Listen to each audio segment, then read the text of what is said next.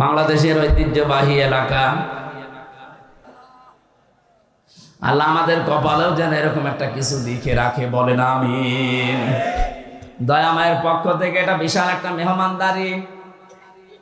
সিরাজগঞ্জবাসী, আমি আয়াতটা তুলেছিলাম এই কারণে, সত্যি সত্যি যদি আমরা এই পৃথিবীতে আল্লাহকে রব বলার পর টিকে থাকতে পারি, পরিস্থিতি যতই কঠিন হোক, একটা অজানা সুখ, অনির্বচন সুখ আপনাকে আল্লাহ দান করবেন, যেটা পাওয়ার জন্য ওই যোগ্যতা, ওই লেভেলে যাওয়া লাগবে। আজকের মাহফিল থেকে এমন একটা কিছু আমরা নিয়ে যেতে চাই, অন্তত মরণের বিছানায় আছাড় খেয়ে পড়ে যেন আমার আফসোস শুরু না হয়। আমি যেন হাসতে হাসতে মরণের বিছানা থেকে আল্লাহর জান্নাত দেখে হযরতে আসিয়ার মতো যেন বলতে পারি, আল্লাহ জান্নাতে আমার জন্য একটা ঘর বানিয়ে দাও, বলেন আমিন। ও সিরাজগঞ্জবাসী, মানুষের জীবন যদি পরিচ্ছন্ন করতে হয়, পরিষ্কার বানাতে হয়, পবিত্র করতে হয়, অবশ্যই আপনাকে হিসাব এটা ভিতরে নিয়ে আসা লাগবে। আপনার দুনিয়ায় যে কাজ করেন আগে আখিরাতের এই হিসাবের এটা সামনে নিয়ে আসা লাগবে। আল্লাহ এই জন্যই দিয়েছেন, ইন্নী যানাতু আন্নী মুলাকিন হিসাবিয়া।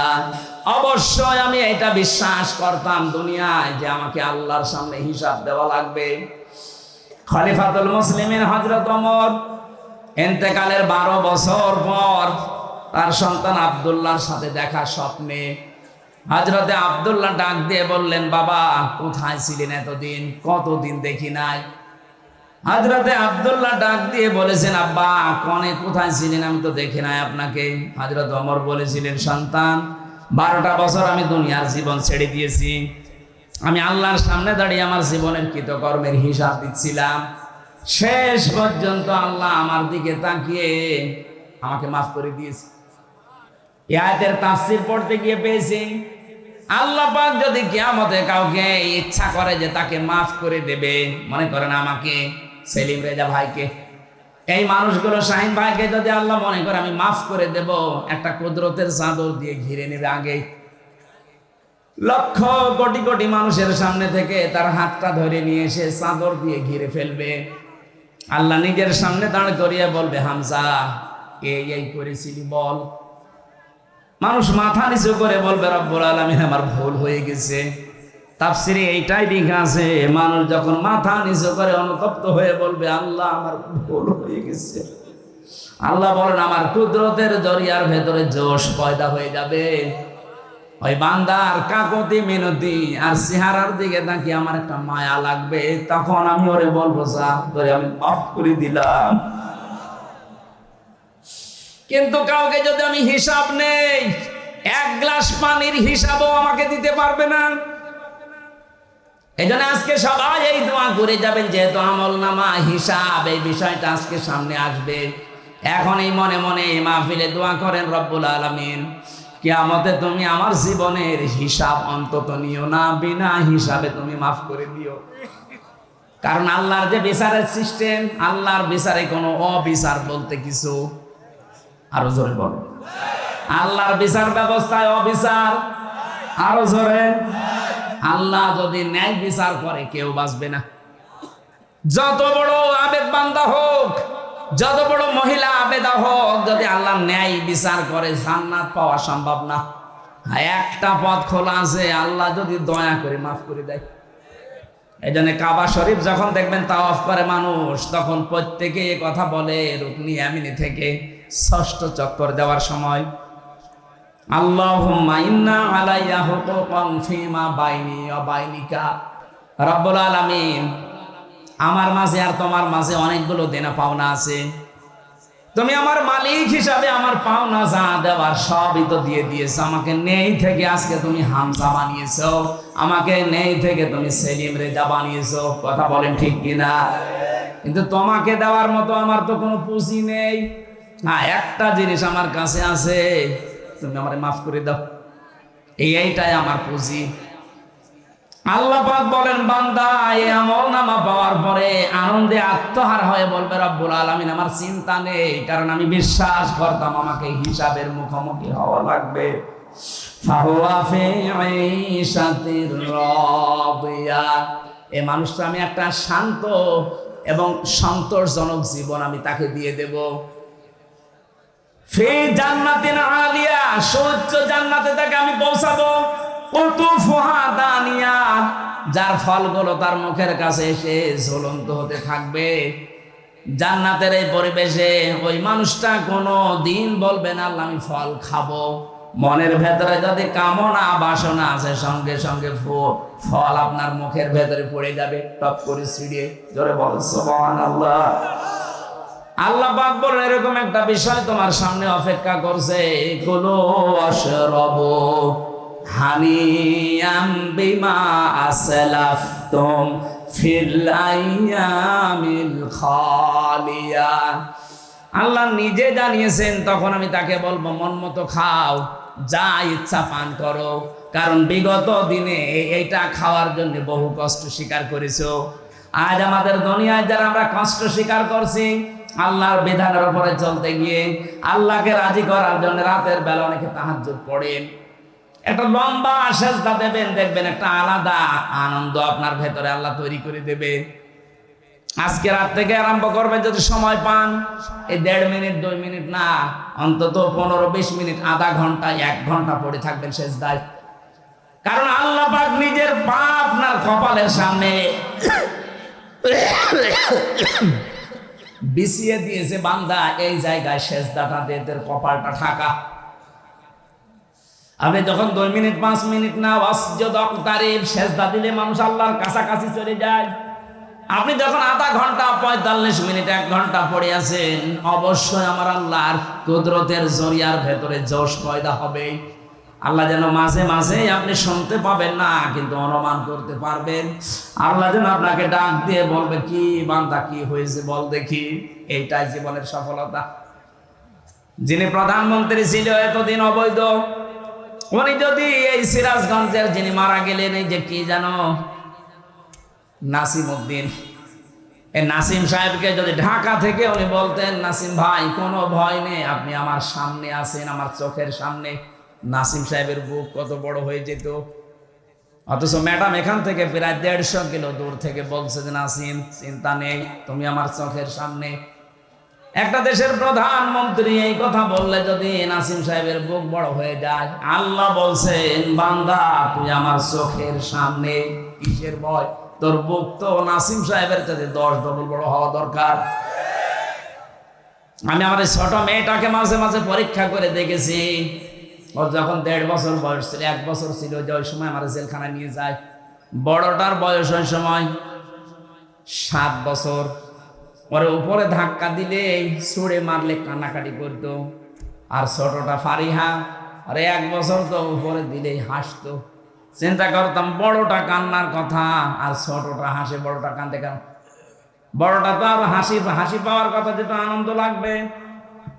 বড়টা কাঁদে এই কারণে ও জানতো আমি একটু ভারী হয়ে গেছি। আমার বাবা উপরে যত মারবে, যদি ধরতে না পারে আমার কিন্তু অবস্থা খারাপ হয়ে যাবে। আর ছোটটার ভেতরে এই বিশ্বাস নেই, ওরা আমার প্রতি এই বিশ্বাস জন্মছিল, আমার বাবা যত উপরেই মারবে নিচে হাত পেতে রাখবে। আল্লাহ পাক বলেন বান্দা একটা সেজদা দিয়ে যখন লম্বা পড়ে থাকবি, তোর এই বিশ্বাস আসবে আমার আল্লাহ আমার কথা না শুনি পারে না। তোর বিশ্বাস যে পর্যায়ে পৌঁছাবে, ওই দাবি নিয়ে আমি আল্লাহ তোর সামনে হাজির হয়ে যাব। এটা ফিল আইয়ামিল খালিয়া, পেছনের জীবনে তো বহু কষ্ট করলি, আজকের এই খাবার, আজকের এই পানি, আজকের এই নিয়ামত আমি তোর জন্য বরাদ্দ করে দিয়েছি। এখন শুধু প্রবেশ কর, কিয়ামত পর্যন্ত এই নিয়ামতের ভেতরেই তুই থাকবি, বের হতে মনও চাইবে না। খালিদিনা ফিহা লা ইয়াবগুনা আনহা হিওয়ালা। বলেন আল্লাহু আকবার। আল্লাহ আমাদের ডান হাতে আমলনামা দিয়ে এরকম নিয়ামত রাশির ভেতরে যেন নিক্ষেপ করে, আবাদান আবাদান, যেটা শুরু হবে আর শেষ হবে না, এরকম জায়গায় যেন যাওয়ার তৌফিক দেন।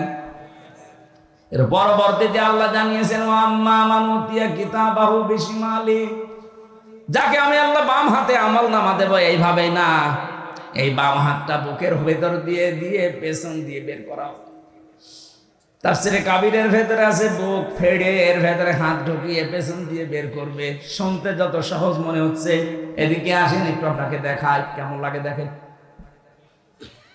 আল্লাহ পাক বলেন এটা করব, তোর বুক চিরে এর ভেতর দিয়ে হাত দেব, পেছন দিকে ফেরেশতারা 2-3 জন হাত টেনে বের করে বলবে আমলনামা দিয়ে দে। বিশাল এক জীবনের খাতা আপনার হাতের উপরে দিয়ে এবার বলবে বুকের ভেতর দিয়ে বের কর। মাঝখান পর্যন্ত এসে বেরও হবে না, পেছনেও যাবে না। বলেন তো এরকম অবস্থা আমাদের জীবনে নেই? যদি একবার এরকম হয়ে যায় আমলনামা খারাপ হওয়ার কারণে, কি হবে আপনার এই দুনিয়ার 500 বছরের হায়াত? আল্লাহ আমাদের স্মরণ করাচ্ছেন, এখনো স্মরণ কর, এটা হবে তোর সামনে। এরপরে দিয়েছেন ফায়াকুলু ইয়া লাইতানি লাম উতা কিতাবিয়া। লোকটা বুকের ভেতরে যখন আমলনামাটা বেজে যাবে, খাতাটা বলবে আল্লাহ তুমি যদি এটা না দিতে, এটা যদি আমি না দিতে আমাকে, তাহলে তো ভালো হতো। আলামাদিরি মা হিসাবিয়া, আজকে যদি আমার হিসাবই না হতো আমার জন্য সব চাইতে ভালো হতো। ইয়া লাইতাহা কানাতিল কাদিয়া মা গনা আন্নি মালিয়া হালাকা আন্নি সুলতানিয়া। আমার মরণই যদি আমার শেষ হয়ে যেত, মরণের পরে যদি ওঠা লাগবে আমলনামা দেবে, তাও তো বুকের ভেতর দিয়ে পেছন দিয়ে বের করে আবার আটকিয়ে যাবে। এগুলো যদি আমার মরণই শেষ হয়ে যেত, আমার যে সম্পদ ছিল, আমার যে বিশাল সম্পদ অর্জন করেছেন, কই সে সম্পদ? আমার তো কোনো কাজে আসলো না আজকে। আমার তো মনে হচ্ছে আয়াত পড়ার পরে বাংলাদেশের বহু মানুষ আমরা এই অবস্থায় আছি। এটা বলবো আমরা, হালাকা আন্নি সুলতানিয়া, আমার ক্ষমতা আজকে আমার হাত ছাড়া হয়ে গেছে। আল্লাহ এত রাগান্বিত হয়ে যাবেন, আয়াতটা পড়লে আমার কেমন ভয় লাগে। খুযুহু ফাগুল্লুহু সুম্মাল জাহিমা সাল্লু। আল্লাহ ডাক দিয়ে বলবেন ফেরেশতারা ধর, এনা ফরমানকে ধর, জাহান্নামের ভেতরে নিয়ে যা, ধরা। নিয়ে যাওয়ার আগে ইয়া লাইতা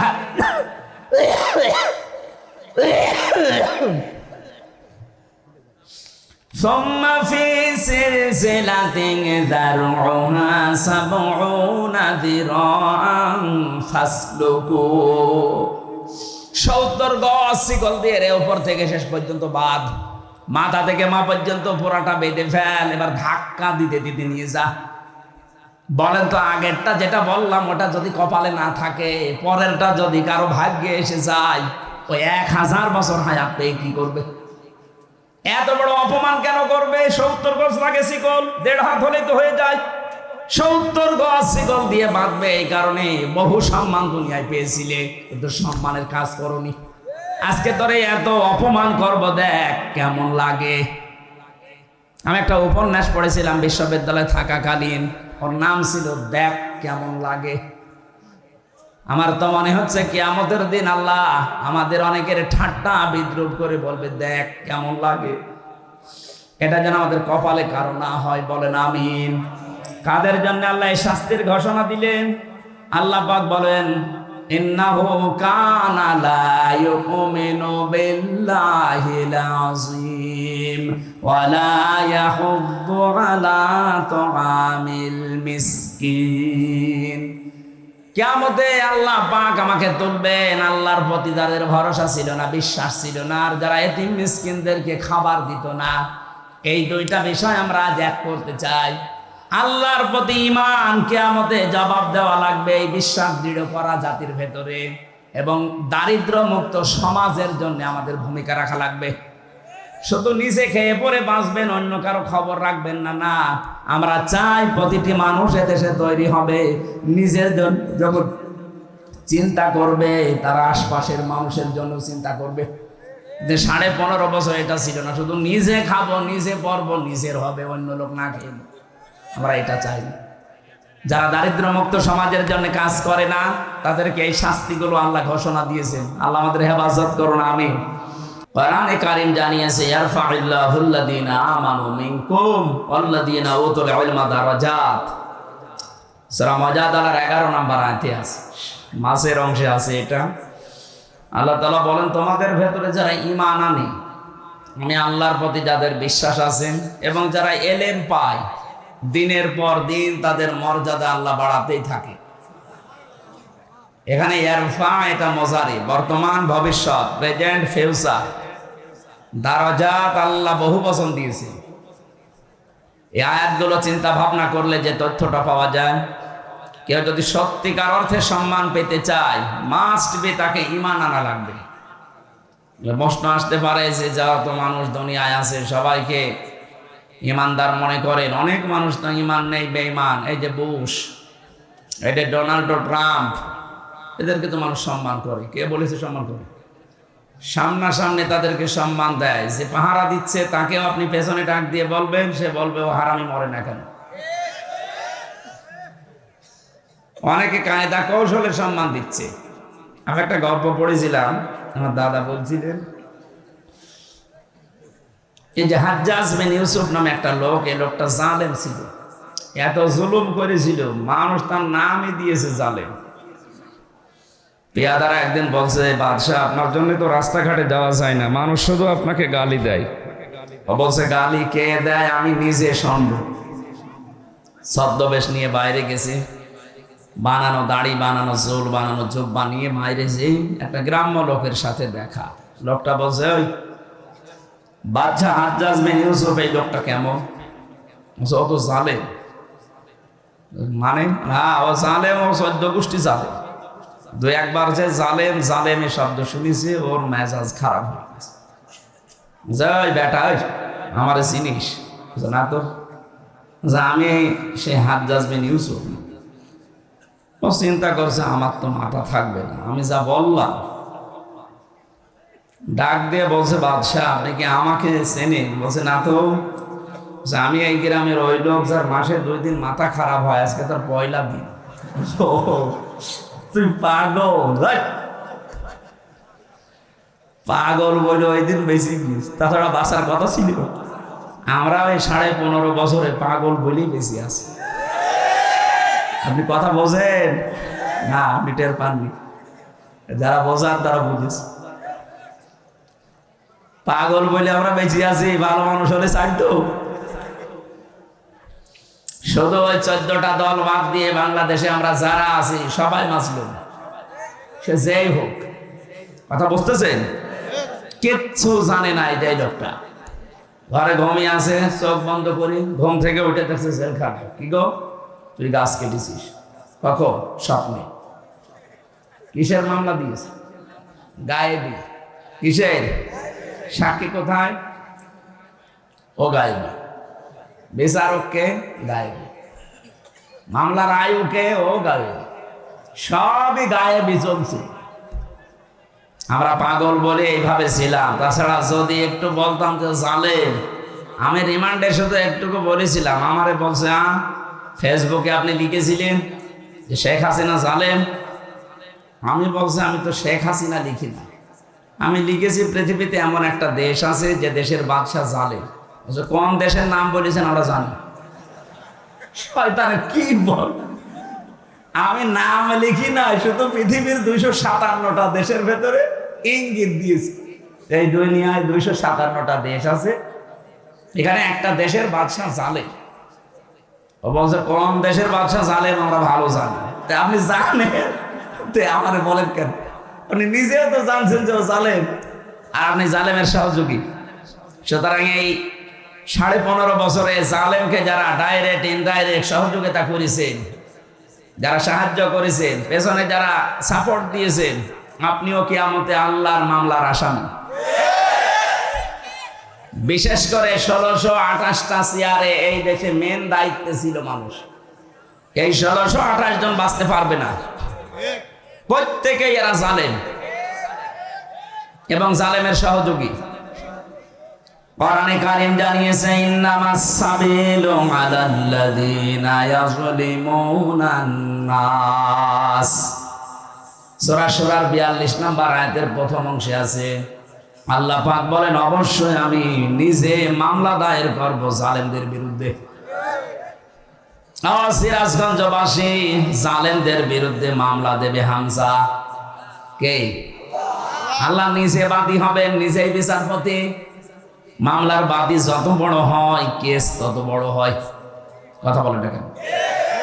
মামলার বাদী যত বড় হবে কেস তত কঠিন হবে। আল্লাহ বলেন আমি নিজে বাদী। টের পাচ্ছেন শব্দটা কত ভয়ঙ্কর? ইন্নামাস সাবিলু আলাল্লাযীনা ইয়াযলিমুনান নাস। যারা এখানে আরবি গ্রামার বোঝে তাদেরকে একটু খেয়াল করার জন্য বলছি। আল্লাহ কিন্তু ইয়াযলিমুনাল মুসলিমুনা দেয়নি। যারা মুসলমানের উপরে জুলুম অত্যাচার করেছে করবে না। ইয়াযলিমুনান নাস, হিন্দু কি মানুষ না? কথা বলেন না কেন? খ্রিস্টান মানুষ না? এদের উপরে যে ধোঁয়া তুলে আপনি অত্যাচার করবেন পালিয়ে যাওয়ার পরে, এটা দেশের জনগণ ভালোভাবে বুঝতে পেরেছে। এই জন্য মুসলমানেরা মন্দির পাহারা দিয়েছে। আমিরে জামাত ডাক্তার শফিকুর রহমান ঘোষণায় দিয়েছে দেশের মসজিদ যেমন পাহারা দেওয়া লাগে না, মন্দিরও পাহারা দেওয়া লাগবে না। আমরা খুব ভালোভাবে বুঝেছিলাম আপনি পালিয়ে যে শান্তিতে থাকতে দেবেন না, মাঝে মাঝে নতুন নতুন ইস্যু তৈরি করবেন। করেছেন তাই কি যা শুরু করেছিলেন? আমার তো মনে হচ্ছিল যদি গোপালগঞ্জে ওই দিন না পিটানি খেত তো ইস্যু আরো তৈরি হতো। আর্মি এমন পিটানো পিটিয়েছে, এমন জায়গায় দিয়েছে যে দেখানোর জায়গা নেই। ওই কয়েকদিন আমি শুনেছিলাম গোপালগঞ্জ থেকে ঢাকা আসার জন্য দাঁড়িয়ে আসলে 1000 আর বসে আসলে 300। বল বসে আসার মতো কায়দা রাখেনি, এই কারণে একটু ঠান্ডা আছে। তাছাড়া ওদের যা চরিত্র, কি শুরু করে নাই, প্রতিটি নতুন তৈরি করে কি তৈরি করেছিল দেখেন। 15.5 বছর আপনার দাবি কোথায় ছিল? হঠাৎ করে মাটি ফোড়ে উঠলেন আর বলে আমরা আনসার। কিসের আনসার? আপনি 43,000 আনসার নিয়োগ দিয়েছে, তার ভেতরে 32,000 সব গোপালী। বাংলাদেশে এখনো 64টা জেলা আছে। আমরা কি ঘাস কাটছি নাকি ঘোড়ার? ওরা এমনি ওইটা করে না, ওদেরকে লাগানো হয়েছিল। পিটানি খেয়ে ঠান্ডা হয়ে গেছে, একটা একটা করে দিন যায় আর একটা করে নতুন নতুন ইস্যু তৈরি করে।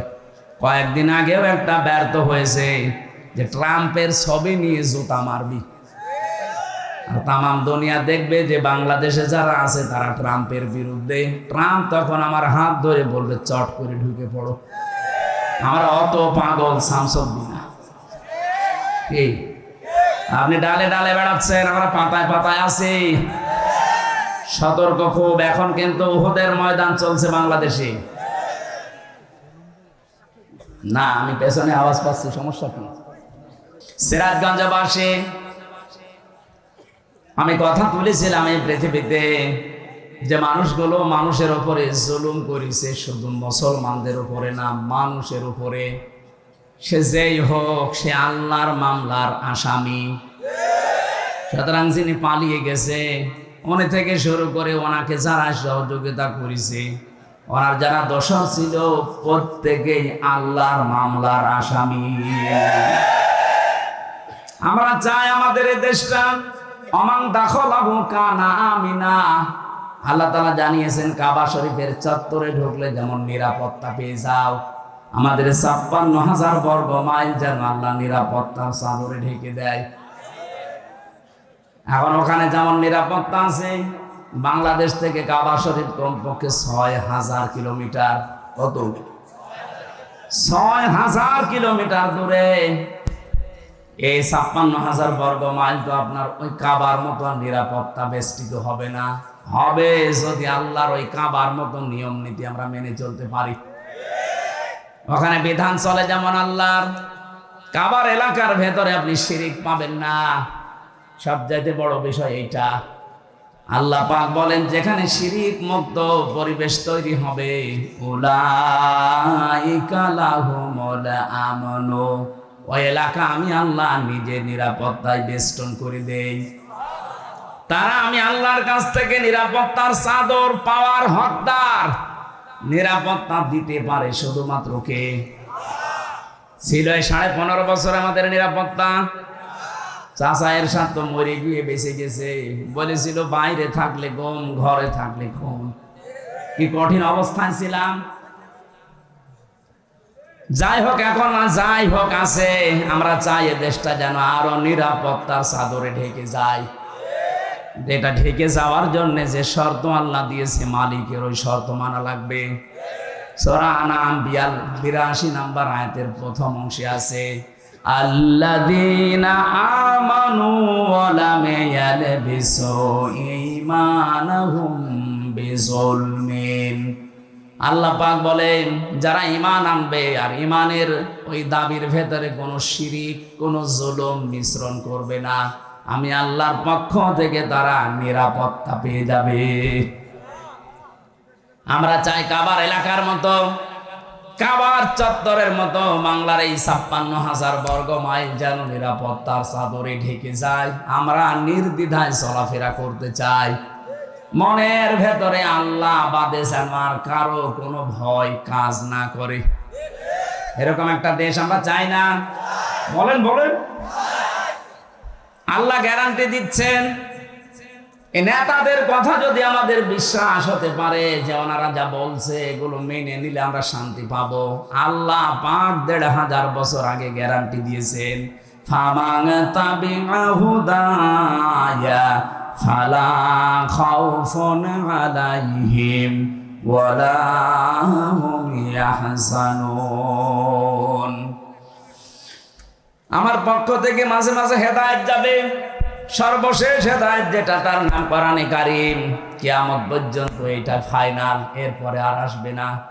এটাকে যদি তোমরা অনুসরণ করতে পারো, অনুগত করে দেখাতে পারো জীবনের প্রতিটি ক্ষেত্রে, আমি গ্যারান্টি দিয়ে দিলাম। গ্যারান্টি দিচ্ছে হামজা কে? ফালা খাউফুন আলাইহিম, কোনো ভয় থাকবে না, কোনো চিন্তাও থাকবে না। আমি ভয়ের বাস্তবতা লক্ষ্য করেছিলাম, কোন মানুষ যদি সত্যি আল্লাহর বিধান পেয়ে দৃঢ় থাকতে পারে, আল্লাহকে রব বলার পরে যদি টিকে থাকতে পারে তার বিধানগুলো নিয়ে, পৃথিবী যত কঠিন হোক না কেন, আল্লাহ পাক বলেন সব চাইতে বড় কঠিন সময় ওই লোকটার মরণের সময়। ওই সময় আমি আল্লাহ ফেরেশতা নাজিল করে সাহায্য করব। সূরা হামিম সাজদাতে আল্লাহ ঘোষণা দিয়েছেন, ইন্নাল্লাযীনা ক্বালু রাব্বুনাল্লাহু সুম্মা ইসতাকামু তাতানাজ্জালু আলাইহিমুল মালাইকা। অবশ্যই যারা এই কথা বলতে পারে যে আমাদের রব আল্লাহ, আর এই কথার উপরে যারা টিকে থাকতে পারে, টলমল করে না, সিটকে চলে যায় না, যে মানুষগুলো টিকে থাকতে পারবে রব আমার আল্লাহ এই কথার উপরে, তাতানাজ্জাল, এটা মোজারে, বর্তমান ভবিষ্যৎ, প্রেজেন্ট ফিউচার, মালাকুন না দিয়ে আল্লাহ মালাইকা বহু বচন দিয়েছেন। ওই লোকটা যদি বিপদে পড়ে আমি আল্লাহ নিজে বলছি তারে হাজার হাজার ফেরেশতা দিয়ে সাহায্য করব। সব সময় সবচাইতে ভয়ঙ্কর সময় তার জীবনে, যেহেতু মরণের সময় পর্যন্ত ফেরেশতারা তার কাছে এসে যখন আষাঢ় খেয়ে বিছানায় পড়বে, মরণের বিছানায়, আল্লাযীনা তাতাওয়াফাহুমুল মালাইকাতু তাইয়্যিবিনা ইয়াকুলুনা সালামুন আলাইকুম উদখুলুল জান্নাহ। ফেরেশতারা চারিদিকে দাঁড়িয়ে বসে ওয়েলকাম জানাবে আর বলবে, আল্লাহর বান্দা, তাইয়্যিবিন মানে শুধু পোশাকের পবিত্রতা না, তাইয়্যিবিন মানে শুধু দেহের পবিত্রতা না, চিন্তা, চেতনা, আকীদা, তার কর্মজীবন, বাস্তব জীবন, প্র্যাকটিক্যাল লাইফ, পুরাটা যখন পবিত্র করে বিছানায় পড়ে যাবে, মরণের বিছানায়, আল্লাহ পাকের ফেরেশতারা এসে তার কাছে বলবে, বান্দা সালাম, শান্তি, তুমি যা করেছো তোমার জীবন আমরা দেখেছি, উদখুলুল জান্নাহ, ওই যে জান্নাত দেখা যাচ্ছে ওইটার ভেতরে তুমি প্রবেশ করবা। আমি তো এদের বাস্তব চিত্র দেখেছিলাম আমার এই 3 বছরের জেলের জীবনে। গভীর রজনীতে যে কারারক্ষী গুলো আসতো, একবার এক কারারক্ষী পেয়েছিলাম কুতুবউদ্দিন, বড় বড় দাড়ি নিয়ে, দাড়ি দেখলে একটু আশার সংসার হতো না, এটা একটু মনে হয় মন মতো কিছু শুনবে। এখানে যখন লেখা দেখতাম দেবদুলাল সুব্রত বালা, তখন একটু ভয় লাগতো, না জানি কি করে ফেলে, কারণ ছেলেও মানুষ মারে, এটা আমরা শুনেছি। কি ওখানে তার সিসি ক্যামেরা দেওয়া নেই, কেউ জানেও না, মেরে ফেলে বললো হার্ট অ্যাটাক করে মরে গেছে। চিন্তা করলাম কি করা যায়, দেখি এই কুতুব ভাইকে, দাড়ি যখন বড় আছে আর কুতুবউদ্দিন লিখা, কিছু না হোক ইমান আছে। উনি নিজেই আমাকে ডাকলেন প্রায় 12:30টার পর। আমি নিজে কোরআন শরীফ পড়ছিলাম, আমাকে বলছে হুজুর শোনেন, যে আয়াতটা পড়ছিলেন এই আয়াতটা আমিও জানি, এর বাস্তব আমি নিজে দেখেছি। কি দেখলেন? শহীদ মীর কাশেম আলীর নাম শোনেননি? এ লোকটার যখন ফাঁসি হবে মাত্র 3 ঘন্টা বাকি আছে, ওই দিন আমার দায়িত্ব ছিল। ওনাকে যে বললাম স্যার মাত্র 3 ঘন্টা সময় আছে, আপনি প্রস্তুতি নেন না কেন? শহীদ মীর কাশেম আলী রহমতুল্লাহ আলাইহি উনি ডাক দিয়ে বলছে, আল্লাহর বান্দা কুতুব ভাই, 3 ঘন্টা তো অনেক সময়, এক কাজ করেন, আমি 2 ঘন্টা ঘুমিয়ে গেলাম, 1 ঘন্টা আগে আমারে জাগিয়ে দেবেন। দেখলাম ঠিক উনি ঘুমিয়ে পড়েছে। 2 ঘন্টা পরে ওনারে জাগালাম, গোসল করলেন, অজু করে নামাজ আদায় করে একটা কফি বানালেন, 2 জন খেলাম। এরপরে আমারে বলছে আমি প্রস্তুতি নিয়েছি, শাহজাহান জল্লাদকে ডাক দিন, চলেন। মনে হচ্ছে উনি শ্বশুর বাড়ি যাবে। আমারে বলছিল হামজা ভাই, এতে কঠিন পরিস্থিতিতে যার 3টা ঘন্টা পরে ফাঁসি হবে, সে নিজেও জানে যে দুনিয়ার জীবন শেষ আজকে আমার, মাত্র আর 3টা ঘন্টা আমার জীবনে বাকি আছে। সে 2 ঘন্টা ঠিক আরামে ঘুমিয়ে গেল, ওর ঘুম আসলো কি করে? বলছি হ্যাঁ, যে আয়াত পড়লাম এই আয়াতটা আমি নিজে বাস্তবে তার জীবনে দেখতে পাচ্ছি। আল্লাহ পাক জানিয়েছে যে তার জীবনটা পবিত্র করতে পারবে। ইয়াকুলুনা সালামুন, ফেরেশতারা তার সামনে এসে বলবে, আল্লাহর বান্দা শান্তি তোমার উপরে বর্ষিত হোক, উদখুলুল জান্নাহ, ওই যে জান্নাত দেখতে পাচ্ছ, তাড়াতাড়ি যাও, ওখানে প্রবেশ করা লাগবে। সূরা হামিম সাজদার ওই আয়াতটা এর সাথে মিল আছে। যারা আল্লাহকে রব বলার পরে সত্যি সত্যি যত ঝড় ঝাপটা আসুক না কেন, যারা টিকে থাকতে পারে, তাদের ঈমান বিক্রি করে না। এই মানুষগুলোর জন্য আল্লাহ যে ফেরেশতা পাঠায়, এটা মীর কাশেম আলী নিজে প্রমাণ দিয়েছেন। ফেরেশতারা এসে যখন এই কথা বলে, আল্লাহ তাখাফু, ভয় পাবেন না আল্লাহর বান্দা, ওয়ালা তাহজানু, চিন্তাও করবেন না। তাফসিরে মুনিরের ভেতরে পড়েছে, কিসের ভয়, কিসের চিন্তা? মানুষ হিসাবে দুর্বলতা আসতেই পারে, চিন্তা ভয় যে আমার বউ আছে বাইরে, আমার ছেলে ব্যারিস্টার আরমান গুম হয়ে আছে, 1 দিন 2 দিন 5 দিন না 8 বছর। তাও তো সাধারণ পাগল ছাগল ছেলে হইলে মেনে নিয়ে আসে, তো ব্যারিস্টার। এরকম একটা ছেলে গুম হয়ে আছে, স্ত্রী অসুস্থ হয়ে পড়ে আছে লাইফ সাপোর্টে, তার দলীয় লোকগুলো, তার অনুসারীগুলো, তার সহকর্মীগুলো সব পালিয়ে পালিয়ে বেড়াচ্ছে, কেউ ধানের খেতে, কেউ বাঁশ বাগানে। 1টা 2 দিন না 15টা বছর জীবনের উপরে বাঁশ গাড়ি চলছে। এই চিন্তা থাকলে তার 3 ঘন্টা পরে যার মরণ হবে, 2 ঘন্টা সে ঘুমাচ্ছে কোন কারণে? ফেরেশতা এসে কানের কাছে এইটা বলেছিল, ভয় পাবেন না, আপনার ওই সন্তানের দায়িত্ব আল্লাহ নিয়ে নিয়েছে, আপনার স্ত্রীর দায়িত্ব আল্লাহ নিয়ে নিয়েছে, আপনার দলীয় লোকজন পালিয়ে বেড়াচ্ছে, আপনার সহকর্মী যারা সহযোদ্ধা সবাই পালিয়ে বেড়াচ্ছে, কারো কারো ফাঁসি হয়ে গেছে, আপনার কোনো চিন্তা নেই। এগুলোর সব আমার আল্লাহর হাতে এখন চলছে। আমার মনে হয় এই কথা শোনার পরে তার 2 ঘন্টা ঘুম এসেছে। আপনি বাস্তবে শুনতে যেমন সহজ মনে হচ্ছে, ওই জায়গায় থাকেন তো দেখি, জেলখানায় সব চাইতে বেশি চলে ঘুমের বড়ি। আমি 3টি বছরের ভেতরে আমার মনে হয় কত যে ঘুমের বড়ি গেছে আল্লাহ জানে, আরো ডাক্তাররা জানে। অথচ আমার কোনো চিন্তাও ছিল না, আমার পরিবারটা দেখার মতো আমার মা বাবা আছে, আমার শ্বশুর শাশুড়ি ধনী মানুষ, তারা আছে, আমি শুধু ঘরের ভেতরে আটকা অবস্থায় আছি জেলখানায়, এই তাই আমার চিন্তায় ঘুম আসে না। আর তার কত কিছু বলেন তো, লক্ষ লক্ষ মানুষের কর্মসংস্থান তৈরি করে দিয়েছে লোকটা, তাও হারাম না, সব হালাল কর্মজীবন। এত বড় কঠিন কঠিন বিপদ যার মাথার উপরে চলছে, নিজের ব্যারিস্টার ছেলে গুম হয়ে পড়ে আছে, কোনো খবর নেই, আর মেরে ফেললেও তো খবর আসতো যে মরে গেছে, একটা সান্ত্বনা পাওয়া যায়, অথচ গুম হয়ে আছে, মরে গেছে না বেঁচে আছে জানি না। এই চিন্তা থাকলে তো আমার জীবনও ঘুম আসতো না। কত ভাই আমারে বারবার ওই দিন বলেছিলেন, হামজা ভাই ওনার ঘুম আসলো কি করে, আমি আজ পর্যন্ত মিলাতে পারিনি। আমি মিলিয়েছি, এই যে সূরা হামিম সেজদার এই 30 নাম্বার আয়াতটা আল্লাহ তার কানের কাছে ফেরেশতা দিয়ে শুনিয়েছে। নাই তো তোর জীবনও ঘুম আসার কথা না, এতটুকুই ফেরেশতারা শেষ করেনি। কিসের চিন্তা করেন, কিসের ভয় পান আপনি?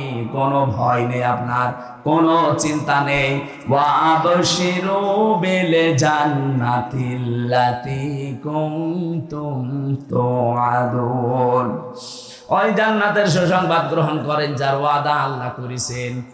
নাহানু আউলিয়াউকুম ফিল হায়াতিদ দুনিয়া ওয়া ফিল আখিরাহ, আমরা আপনার সঙ্গে ছিলাম দুনিয়াতে, এখন আপনার সঙ্গে সাথী আছি, জান্নাতে যাওয়া পর্যন্ত আপনার সঙ্গে থাকব, এমন জায়গায় আপনাকে আমরা পৌঁছিয়ে দেওয়ার জন্য এসেছি। ওয়ালাকুম ফিহা মা তাশতাহি আনফুসুকুম ওয়ালাকুম ফিহা মা তাদদাউন নাযালাম মিন গফুরির রহিম। এমন একটা বাগানে আপনাকে আমি প্রবেশ করাবো, এমন একটা জান্নাতের ভেতরে আপনাকে আমরা ঢুকিয়ে দেব যেখানে চাওয়ার আগে জিনিস পাওয়া যায়। আল্লাহ আমাদের কপালেও যেন এরকম একটা কিছু লিখে রাখে, বলেন আমিন। দয়াময়ের পক্ষ থেকে এটা বিশাল একটা মেহমানদারি। সিরাজগঞ্জবাসী, আমি আয়াতটা তুলেছিলাম এই কারণে, সত্যি সত্যি যদি আমরা এই পৃথিবীতে আল্লাহকে রব বলার পর টিকে থাকতে পারি, পরিস্থিতি যতই কঠিন হোক, একটা অজানা সুখ, অনির্বচন সুখ আপনাকে আল্লাহ দান করবেন, যেটা পাওয়ার জন্য ওই যোগ্যতা, ওই লেভেলে যাওয়া লাগবে। আজকের মাহফিল থেকে এমন একটা কিছু আমরা নিয়ে যেতে চাই, অন্তত মরণের বিছানায় আছাড় খেয়ে পড়ে যেন আমার আফসোস শুরু না হয়। আমি যেন হাসতে হাসতে মরণের বিছানা থেকে আল্লাহর জান্নাত দেখে হযরতে আসিয়ার মতো যেন বলতে পারি, আল্লাহ জান্নাতে আমার জন্য একটা ঘর বানিয়ে দাও, বলেন আমিন। যেহেতু কথাটা এসেছে, আমি মেয়েদেরকে বলছি, সম্মানিত মা বোনেরা, পৃথিবীতে আপনার স্বামী, অনেক মহিলা কল দিয়ে বলে আপনি খালি মেয়েদের কথা বলেন, পুরুষের বিরুদ্ধে বলতে পারেন না। হ্যাঁ, মেয়েদের কথা কেন বলি জানেন? সবচাইতে বেশি ভালোবাসেন নবীজি এই পৃথিবীতে 3টা জিনিসকে, তার 1 নম্বরে নারী, স্ত্রী। আপনারা মায়ের জাত, স্ত্রীর জাত, এই জন্য আপনাদেরকে আমিও বেশি ভালোবাসি। কিন্তু আমি দেখতে পাচ্ছি কোরআন আর হাদিসের চোখ লাগিয়ে অধিকাংশ মেয়েরা জাহান্নামে যাচ্ছে। আমি বাঁচাতে চাই আপনাদেরকে। এ পৃথিবীতে আপনার স্বামী যত খারাপ হোক, আপনি তো এইটাই বলতে চান, হামজা ভাই স্বামীদের বিরুদ্ধে ওয়াজ করতে পারেন না, আমি ওয়াজ কি করব? এদেশে আজ পর্যন্ত নারী নির্যাতনের মামলা আছে, পুরুষ নির্যাতনের কোনো মামলা নেই। আমরা যে কোন যন্ত্রণায় আছি এটা বোঝাতেও পারি না। অন্তত ডক্টর ইউনূসকে আমরা আহ্বান জানাবো, খুব তাড়াতাড়ি পুরুষ নির্যাতনের একটা আইন বানান। শুধু আমি একা না, এখানে যত স্বামী বসে আছে অধিকাংশ মানসিক যন্ত্রণায়, মানসিক রোগী হয়ে যাচ্ছে স্ত্রীর ব্যবহারের কারণে। আমি কয়েকটা বলছি, একটু মেলান তো পান কিনা। এটা তিরমিজি শরীফের হাদিস। আল্লাহর নবী বলেন, নেককার মহিলা দুনিয়াতে তো ওইটাকে বলা হয় যেটা 5 ওয়াক্ত নামাজ পড়ে, রমজানের রোজা রাখে, আর কালো বোরকা পরে ঘোরে না। তিরমিজি শরীফের ভেতরে 4টা গুণ দেওয়া আছে। আপনি দেখবেন আপনার স্ত্রীর ভেতরে, আপনার মেয়ের ভেতরে, আপনার ভাবির ভেতরে 4টা পাওয়া যায় কিনা। যদি পাওয়া যায় তার জন্য জান্নাতের 8টা দরজা খোলা থাকবে। আর যদি 4টার একটাও পাওয়া না যায়, জান্নাত না জাহান্নামের 7টা দরজা খোলা থাকবে। 1 নম্বরে ইদা নাজারা ইলাইহা সাররাতুহু, স্বামী যখন তার দিকে তাকাবে সে স্বামীকে আনন্দ দেবে, হয় কথাবার্তা দিয়ে, ব্যবহার আচার দিয়ে, অভ্যর্থনা দিয়ে, যেভাবেই হোক স্বামীকে সে আনন্দ দেবে। আজ বাংলাদেশের দিকে তাকান, এইরকম মহিলা এখন ঘরে ঘরে নেই। এটা তো গ্রাম অঞ্চলের জন্য বুঝতেছেন না, এখানে এখনো ভালো মানুষ আছে, শহরের অবস্থা আরো খারাপ। স্বামী যখন বাইরে থেকে আসবে, ওর চেহারার দিকে তাকালে অর্ধেক ক্লান্তি দূর হয়ে যাওয়ার কথা, না আরো ক্লান্তি বেড়ে যায়। সম্মানিত মা বোনের, এটা হাসির খোরাকি না, এটা দুনিয়ার কাজও না, এটা আখেরাতের কাজ। আপনার স্বামীর আনন্দ নিয়ে, স্বামীর ভালোবাসা নিয়ে আপনার জান্নাত আল্লাহ তৈরি করবে। যখনই আসবে আপনি মনে করবেন দুনিয়ায় সব চাইতে বড় মেহমান আমার বাড়িতে এসেছে। নবীজির স্ত্রী উম্মে সালমা, না উম্মে মাইমুনা, হযরতে মাইমুনা রাদিয়াল্লাহু তাআলা আনহা, তিনি একবার সাজগোজ করে বাড়িঘর পরিষ্কার করে বিছানা পাতি চাদর বিছিয়ে তিনি অপেক্ষায় আছেন। এলাকার মেয়েরা এসে বলে, মাইমুনা কে আসবে আজকে এত সাজগোজ? হযরতে মাইমুনা বলেছেন, হে আমার এলাকার মানুষেরা, হে মহিলারা, এই পৃথিবীর সর্বশ্রেষ্ঠ মেহমান আমার স্বামী মুহাম্মদুর রাসূলুল্লাহ আজকে বাড়িতে আসতেছে। বলেন তো, তাদের কাছে সবচাইতে বড় মেহমান ছিল তার স্বামী। আর এখন যদি ঘর বাড়ি একটু পরিষ্কার করে, বিছানায় চাদর নতুনটা বিছায়, এলাকার মেয়ে লোক যদি জিজ্ঞাসা করে, কি গো আজকে এত সাজগোজ, এমনকি স্বামীও যদি তাকে বলে, কি গো আজকে এত বেশি সাজগোজ, কে আসবে? বলবে, জানো না, লোক আসবে। তার মানে আপনি ওর কাছে লোকই না। কি আপনি কি ওর কাছে? কিছুই না। ওর বিয়ে আসবে বলে এত সাজগোজ করে বসে আছে। আপনি জিজ্ঞাসা করলেও বলবে, আজকে জানো না লোক আসবে। আমি কি লোক না? সম্মানিত মা বোনেরা, আপনার এই কাজটা পরিবারে হচ্ছে না। স্বামীকে এই সম্মান জানান না, সম্মান রাখেন না স্বামীর। এই কারণে আজ হাজারো স্বামী পরকীয়া প্রেম করে। দেখলেন, এখানে ওই রোগী আছে, হাজারো মেয়ে লোক বসে আসে দেখলাম। সম্মানিত মা বোনেরা, আপনার কারণে আজ স্বামী পরকীয়া প্রেম করছে। দোষ শুধু স্বামীর একা না, আপনারও আছে। ও যেখানে লাইন করেছে তার ভেতরে কি আলাদা জিনিসপত্র আছে? আপনাকে আল্লাহ যা দিয়েছে তার ভেতরে তো তাই আছে। আপনার কাছ থেকে রেসপন্স পায় না, সে আগ্রহ আবেদন পায় না, এই জন্য ছুটে যাচ্ছে মমতাজের কাছে। আরো জোরে বলেন ঠিক। আর কানে যাক, সাজতে চায় না। কেউ যদি স্বামীকে আকৃষ্ট করার জন্য আয়নার সামনে বসে বসে সাজগোজ করে, ও যতক্ষণ সাজবে নফল নামাজের সওয়াব পাবে। বলে নামাজই পড়ে না, কিসের নফল নামাজ? দ্বিতীয় নম্বরে পেয়েছি, ওয়াইদা গাবা আনহা হাফিজাতুহু, স্বামী যখন বাইরে যাবে তখন নিজের ইজ্জত আবরু সম্ভ্রম, স্বামীর সন্তান এবং স্বামীর সম্পদগুলো ওই মহিলা হেফাজত করবে। না, এটাও পাওয়া যাচ্ছে না আজ। স্বামী বাইরে গেলে অধিকাংশ মহিলা দিন পায়, মনে হচ্ছে যে একেবারে জান্নাত পেয়ে গেছে। কোন জায়গার কোন পুরাতন বন্ধু ডাক দিয়ে নিয়ে এসে উনি একেবারে আল্লাহর রাস্তায় মজে গেছে। সম্মানিত মা বোনেরা, সবার ভেতরে হয়তো নেই, কিন্তু 100টার 50টা পরিবার এরকম চলছে। স্বামী বাইরে গেলে স্বামীর ইজ্জত আবরু, আপনার সতীত্ব, স্বামীর সম্পদ, স্বামীর সন্তানকে পর্যন্ত দেখে শুনে রাখবেন, হেফাজতে রাখবেন, এটা আপনার দায়িত্ব। তাহলে জান্নাতের দরজাগুলো খুলবে। 3 নম্বরে বিশ্বনবী জানিয়েছেন, এইটাই আমার আসল পয়েন্ট। এই এদিকে তাকা, অতুইনু আলা দীনি যাওজাতিহা। 3 নম্বরে ওই মহিলা জান্নাতি, যেই মহিলা তার স্বামীকে দ্বীনের পথে চলার জন্য সাহায্য করে, সময় দেয় এবং স্বামীকে উৎসাহ দেয়। দিনের জন্যে, মানবতার জন্য স্বামী কাজ করে। এই যে সেলিম রেজা সাহেব, মানে একটা রাজনৈতিক ব্যক্তিত্ব, মানবতার সেবা করার জন্য বাড়ি থেকে যখন বের হয়।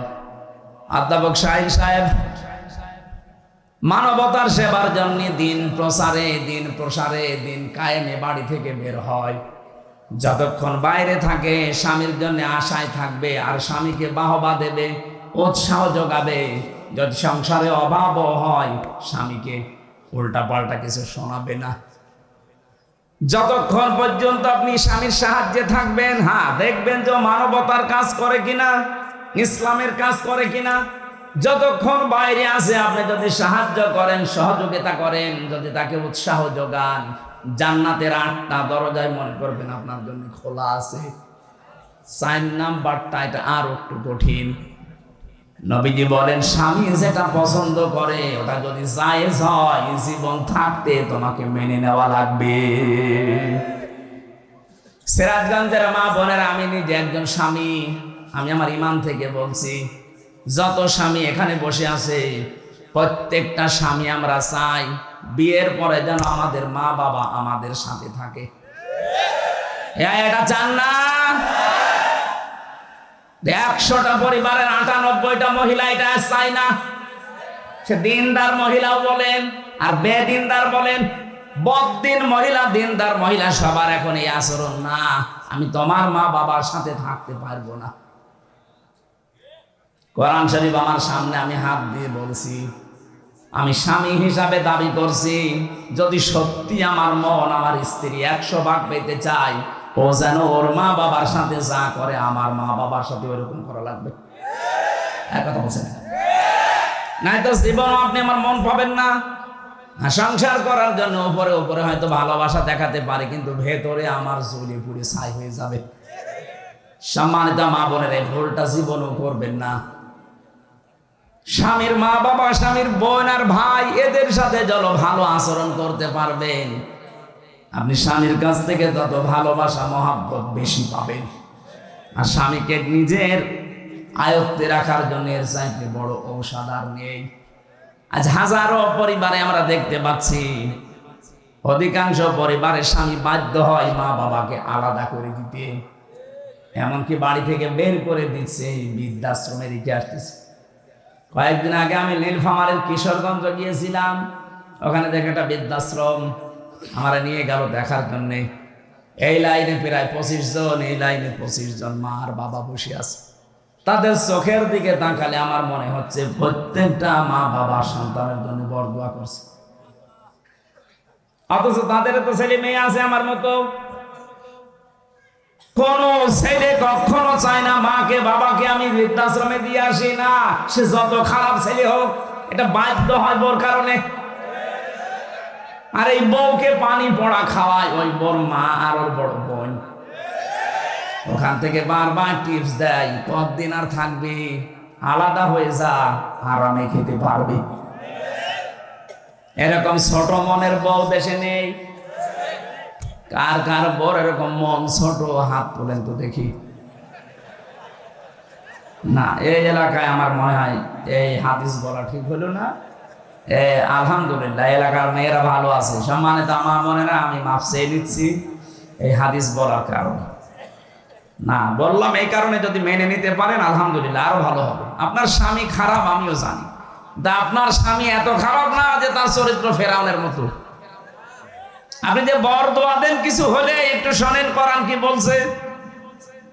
দারাবাল্লাহু মাসালাল লিল্লাযিনা আমানু ইমরাতা ফিরআউন ইয ক্বালাত রাব্বি বিনি ইনদাকা বাইতান ফিল জান্নাতি ওয়ানাজ্জিনি মিন ফিরআউনা ওয়া আমালিহি ওয়ানাজ্জিনি মিনাল কওমিজ যালিমিন।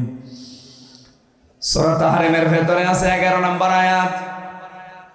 আল্লাহ পাক বলেন, ফেরাউন যখন তার স্ত্রী আসিয়াকে হাতের ভেতরে প্রেক লাগিয়ে দিয়েছে, পায়ের ভেতরে প্রেক লাগিয়েছে, কপালের ভেতরে শলাকা লাগিয়েছে, মাথার উপরে গরম তেল ঢেলে দিচ্ছে, উলঙ্গ করে লজ্জা স্থানে বর্ষা মারবে, এই পরিস্থিতিতে চারিদিকে লোকজন এত কঠিন অবস্থায়ও ফেরাউনের স্ত্রী আসিয়া স্বামীর জন্য বরদোয়া করেননি। এই কঠিন পরিস্থিতি যখন চলছে, আল্লাহ পাক জিবরাইলকে বললেন জান্নাতটা তুলে ধরো তার সামনে। হযরতে আসিয়া জান্নাত দেখার পরে তিনি বলেছিলেন, মালিক জান্নাত পাঠিয়েছো না, আমি এটা চাই না। তুমি এক কাজ করো, আমার জন্য জান্নাতের ভেতরে একটা ঘর আলাদা আমার জন্য তৈরি করো, যেখানে বসে সব সময় তোমাকে দেখা যাবে, তোমাকে সব সময় দেখা যাবে, এরকম একটা ঘর আমার জন্য বানাও। ও মাবুদ, জান্নাতি যখন জিবরাইল ফেরেশতা দিয়ে পাঠিয়ে দিয়েছে, আমি আর একটা আরজি করি, ভালো করে শুনবেন। এরকম কঠিন পরিস্থিতি চলছে, তারপরেও তিনি বলেছিলেন, মাবুদ আমার স্বামী আমার সাথে আজ যা করছে, এমনকি লোকজন দিয়ে করাচ্ছে, এই কঠিন পরিস্থিতিতে তুমি আমার স্বামীর উপরে রাগ করো না। এমনকি যাদেরকে দিয়ে অত্যাচার করাচ্ছে, তুমি তাদের হাত থেকে আর আমার স্বামীর হাত থেকে তুমি আমাকে রক্ষা করো, কিন্তু তাদের উপরে তুমি গজব দিও না। কত বড় কঠিন পরিস্থিতি, এর বড় স্বামীর জন্য তিনি বরদোয়া দেননি, আর আপনি একটা সাবান কম হলে গালি দেন।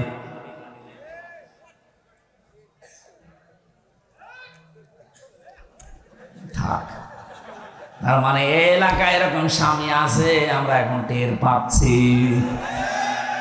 না। মা বোনেরা, শুধু নামাজ পড়ে রোজা রেখে কালো বোরকা পরে আপনি জান্নাত যেতে পারবেন না। ফেরাউনের মতো স্বামী তো আপনার কপালে জোটেনি। কোন কারণে আপনি উল্টাপাল্টা খোটা দেন? আমি আজকে হাদিস একটা লিখেছিলাম, বিশ্ব নবী জানিয়েছেন 6 প্রকার নারীকে আল্লাহ বিনা হিসাবে বিচারও করবে না, জাহান্নামে দিয়ে দেবে। এটা তিরমিজি শরীফের হাদিস। 1 নম্বরে, যে মেয়েরা মাথার চুল খোলা রেখে বাড়ির বাইরে যায়, এরকম মহিলা দেশে নেই। দিন আরো বাড়তেছে, দিন যত যাচ্ছে এরকম মহিলা বাড়তেছে। এদের আদর্শ নাকি ফারুকের স্ত্রী তিশা। ফারুকের স্ত্রী তিশা চেনেন না? এর চুল কোনো সময় ঢাকা থাকে।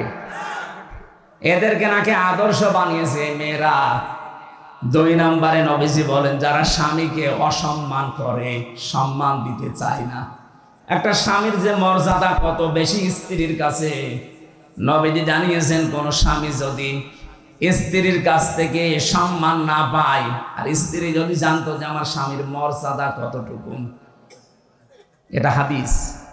বিশ্ব নবী জানিয়েছেন পৃথিবীতে আল্লাহ বাদে সেজদা জায়েজ নেই, কিন্তু এটা যদি জায়েজ থাকতো তাহলে আমি মেয়েদের কানের কাছে মুখ নিয়ে বলতাম, আর যাই করো স্বামীকে সেজদা করো। যেহেতু সেজদা জায়েজ নেই, এই জন্য বলি নাই। কত বড় কথা, স্বামীকে সেজদা পর্যন্ত দেওয়ার কথা বলছিলেন নবীজি, যেহেতু জায়েজ নেই এই জন্য বলেন নাই। এটা যদি এলাকায় চালু থাকে তাহলে এই এলাকার মানুষের দোয়া কবুল করা আল্লাহ বন্ধ করে দেবে, সে যত বড় হুজুর দিয়ে দোয়া করান। মুসা নবীর জামানায় একবার বৃষ্টি বন্ধ ছিল, চাটিয়াল ময়দানে উম্মতদেরকে নিয়ে তিনি নামাজ আদায় করে দোয়া করলেন, রব্বুল আলামিন বৃষ্টি তো বন্ধ করে দিয়েছো, বৃষ্টি বন্ধ করে দিলে দুনিয়ার কোনো ক্ষমতা নেই বৃষ্টি নাজিল করা, আছে না? قل أرأيتم إن أصبح ماؤكم غورا فمن يأتيكم بماء معين। আল্লাহ পাক বলেন, নবী ওদেরকে বলেন তো, পানির লেয়ার যদি আমি কমিয়ে দেই, নিচে নামিয়ে দেই, ওদের কোন বাবা আছে পানির লেয়ার উপরে তুলে দেবে? কেউ পারবে না। বৃষ্টি দেওয়ার মালিক আমি আল্লাযী জাআলা লাকুমুল আরদা ফিরাশাও ওয়া আনজালা মিনাস সামাই মাআ। জমিনকে যিনি বানিয়েছেন বিছানার মতো, আর আকাশ থেকে যিনি পানি নাজিল করেন, এ দায়িত্ব কার?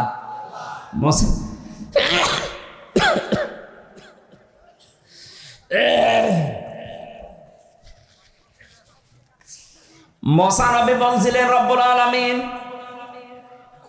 আকাশের পানি যেহেতু বন্ধ হয়ে গেছে, আমার তো কষ্ট হচ্ছে, কিন্তু এইগুলো তো আমার উম্মত, কিন্তু তোমার তো বান্দা, তোমার বান্দার জন্য তোমার মায়া লাগে না? আল্লাহ বলেন, মায়া লাগে, তাহলে বৃষ্টি দাও না। না, এ কথা শোনা যাবে না। মায়া লাগে কিন্তু আমি বৃষ্টি দেব না। হযরতে মুসা নাছর বান্দা ছিলেন, কারণ আল্লাহ তার সাথে কথা বলতেন কালিমুল্লাহ। আল্লাহ মাঝে মাঝে বলতেন, মুসা আমি তোমাকে আমার নিজের জন্য বানিয়েছি। তুমি যখন বারবার নাছর বান্দা বলো না বৃষ্টি দেওয়া লাগবে আমি কিন্তু বিরক্ত হয়ে গেছি, কেন বৃষ্টি দেবো, আমি দেব না। মুসা নবী বলে, আল্লাহ এগুলো আমার উম্মত, আমার মায়া লাগছে, কতদিন হয়ে গেল, তাড়াতাড়ি বৃষ্টি দাও। আল্লাহ পাক বলেন, হ্যাঁ আমি বৃষ্টি দিতে পারি, কিন্তু তুমি যাদেরকে নিয়ে দোয়া করছো এদের ভেতরে একজন নামিমা তালাতালি করা মহিলা আছে। এই মহিলা যতক্ষণ বের হয়ে না যাবে, তুমি মুসা নবী হওয়ার পরও তোমাদের দোয়া আমি ফেরত দিয়ে দেব, কবুল করব না। হযরতে মুসা এমনি রাগান্বিত রবি ছিলেন, রাগ হলে তার টুপি দিয়ে চুল খাড়া হয়ে বেরিয়ে যেত। ডাক দিয়ে বলে, মাবুদ তুমি শুধু ওই মহিলার নাম বলো, দেখো কি করি। না, আমি নিজেই মানুষের নাম ধরতে নিষেধ করি, আর এখন আমি নিজে নাম ধরবা, তুমি অপমান করবা তারে। হযরত মুসা বলে, আল্লাহ আমি তো আর জানি না মানুষের মনের খবর, আমি কি করে জানবো বলেন। আল্লাহ পাক একটা বুদ্ধি দিলেন, কাজ করো, চাটিয়াল ময়দানে গিয়ে উম্মতদেরকে তওবা করাও, ওরা যদি খাস নিয়তে তওবা করতে পারে আমি আল্লাহ ওদেরকে মাফ করে বৃষ্টি দিতে পারি। মুসা নবী এসে ডাক দিলেন, আমার উম্মতেরা, এখানে একজন মহিলা আছে তালাতালি করা, মানুষের কথা লাগিয়ে বেড়ায়, কিন্তু কে আছে এটা আমি জানি না, তবে আছে। সে যতক্ষণ এখানে থাকবে কারো দোয়া কবুল হবে না, দয়া করে সে যেন বেরিয়ে যায়। অথবা আমি এখন তাওবা করছি, আমার সাথে সবাই যেন মিলে তাওবা করে। তিনি তাওবা পড়ালেন। তাওবা মানে আমাদের মতো যে আস্তাগফিরুল্লাহ রাব্বি মিন কুল্লি যামবি না, আমরা তো এটা বাক্য পেয়েছি, চামড়ার মুখ পেয়েছি, অহরহ বলতে থাকছি, কিন্তু তাওবা আর ইস্তেগফার এক জিনিস না। আপনি ইস্তেগফার পড়েন সবসময়, আস্তাগফিরুল্লাহ আস্তাগফিরুল্লাহ আস্তাগফিরুল্লাহ পড়তে থাকেন, আপনার জীবনের গুনাহগুলো মাফ হবে, ওইটা যেটা আল্লাহর সাথে সম্পর্কিত। কথা বুঝতেছেন না? আপনি বলছেন না? তাওবা আর ইস্তেগফার এক জিনিস না, দুইটার অক্ষরও এক না। তাওবার ভেতরে যে কয়টা অক্ষর আছে, ইস্তেগফারের ভেতরে ওই অক্ষরগুলো নেই। কথা বোঝেন তো? তাহলে আমরা সব সময় যদি ইস্তেগফার করি, যেমন আস্তাগফিরুল্লাহ, এটা করলে গুনাহ মাফ হবে। কোন গুনাহ? এটা ক্লাস চলছে, কোন গুনাহ মাফ হবে? আল্লাহর সাথে যেগুলো সম্পর্কিত। আপনি নামাজ পড়েননি, হয়তো আল্লাহ মাফ করে দিলে দিতে পারে, না শাস্তি দিলেও দিতে পারে। রোজা রাখেননি, এটা আল্লাহর সাথে সম্পর্কিত। হজ ফরজ ছিল, হজ করেননি, এটা আল্লাহর সাথে সম্পর্কিত। কিন্তু বান্দার সাথে যেটা সম্পর্কিত, ওইটা আপনার আস্তাগফিরুল্লাহ মাফ হবে না। কথা বলেন না কেন? ওটা যদি তাওবা করেন মাফ হবে, কিন্তু তাওবার নিয়ম হচ্ছে অপরাধ যার কাছে স্বীকার করবেন তার কাছে। এই 15.5 বছরে আপনি যার যার ক্ষতি করেছেন, কাউকে মিথ্যা মামলা দিয়ে, মিথ্যা সাক্ষী দিয়ে জীবনটা নষ্ট করে দিয়েছেন। কথা বলেন। এই যে আমার 3 বছর নষ্ট করে দিলেন, আমার বাবার প্রায় 30 থেকে 32 লাখ টাকা আপনি নিয়েছেন এই 3 বছরে। কত মানুষকে গুম করেছেন, খুন করেছেন, আয়না ঘরে রেখেছেন। আয়না ঘরের ভেতরে কিছু মানুষকে আমি তো নিজেরাম 10 দিন দেখেছি, এত বড় বড় নখ হয়ে গেছে মানুষের, চুল দাড়ি গপ মনে হচ্ছে জঙ্গল থেকে বেরিয়ে আসতেছে। আমরা যখন রিমান্ড শেষ করে নিচে নিয়ে যেত, রাতের বেলা দেখতাম এই নখ, এত বড় বড় নখ দিয়ে দেওয়ালের সাথে খুশিয়ে খুশিয়ে লিখেছে যে ভাই এই নাম্বারটা একটু বাইরে জানাবেন যে আমি বেশি আছি। 2 দিন 5 দিন না, 2 বছর 5 বছর 8 বছর 10 বছর 14 বছরের মানুষ আমি পেয়েছি। আপনি টের পাচ্ছেন? মুফতি ফখরুল ইসলাম আমার সাথে ছিল, উনি এসে আমারে বলতো, হামজা ভাই আপনার সাথে কি করেছে আমি জানি না, তবে আমার এই পায়ের ভেতর দিয়ে এভাবে হাত ধরে দিয়েছে, এভাবে হাত দিয়ে সামনে যে লোহার ব্যারিকেড দেওয়া ওর সাথে হাত হ্যান্ডকাপ দিয়ে লাগিয়ে দিয়েছে। আরে ভাই এভাবে 2 মিনিট 5 মিনিট 1 ঘন্টা রাখলেই তো মাজা ব্যথা হয়ে যায়। বছরের পর বছর মাত্র 1.5 থেকে 2 মিনিট সময় দিত টয়লেট করার জন্য। সকালে কয়েকটা পচা ছোলা দিয়ে যেত, দুপুরে 1 বাটি খাবার দিয়েছে, মনে হচ্ছে কেউ মাখিয়ে রেখে গেছে, পারলে খান না পারলে ফেলে দেন। এভাবে 8 বছর 10 বছর 14 বছর আমি পেয়েছিলাম মানুষকে। যখনই ওই দেওয়ালের ওইটা পড়তাম যে ভাই যদি বাইরে যেতে পারেন এই নাম্বারটা একটু জানাবেন যে আমি বেশি আছি। আপনি এই কাজ করলেন আর এখন বলছেন আস্তাগফিরুল্লাহ। আপনি কি আল্লাহর কাছে দোষ করেছেন? দোষ করেছেন হামজার কাছে। এক কথা বলেন না কেন? এই জন্য তাওবা যদি কেউ করতে চান, মুসা নবী তাওবা পড়াচ্ছে, আর আমরা বিভিন্ন দরবারে গেলে আজকে তাওবা পড়ি আস্তাগফিরুল্লাহ। আরে ভাই আস্তাগফিরুল্লাহ পড়তে কোন কারণে? আপনি পড়েছেন আল্লাহর কাছে, দোষ করলে পড়েন। আপনি তো দোষ করেছেন 15.5 বছরের বান্দার কাছে। আপনার কারণে এই মানুষগুলো হাজারো মানুষ ব্যবসা করতে পারে না, গাছতলায় বাসতলায় ধানের খেতে সময় কাটিয়ে যায় কথা বলে না। আর আপনি এখন আস্তাগফিরুল্লাহ পড়বেন। তার ছেলেটা গম করে রেখেছেন, তার মেয়েটাকে আপনি ঠিক মতো পড়াশোনা করতে দেননি, আর পড়াশোনা যাই করুক জায়গা মতো উঠতে দেননি, বৈষম্যের শিকার বানিয়ে রেখেছেন, এমনকি জেলখানায় পর্যন্ত অত্যাচার করেছিলাম। আলেমদেরকে আপনি এত কষ্ট দিয়েছেন জেলখানার ভেতরে, আমি নিজে তো সাক্ষী। সরকারি মোবাইল সবাই 7 দিন পর একদিন পায়, অথচ আলেমদেরকে দেওয়া হতো না। এমনকি যোগাযোগ বিচ্ছিন্ন করে 24 ঘন্টা ফাঁসির ওই কন্টেন্ট ছেলে তালাবদ্ধ করে রাখে। কারোর সাথে দেখা সাক্ষাৎ নেই, বাড়ির কি অবস্থা কেউ জানবে না। কেন আপনি এমন করলেন? আমি কি করেছিলাম?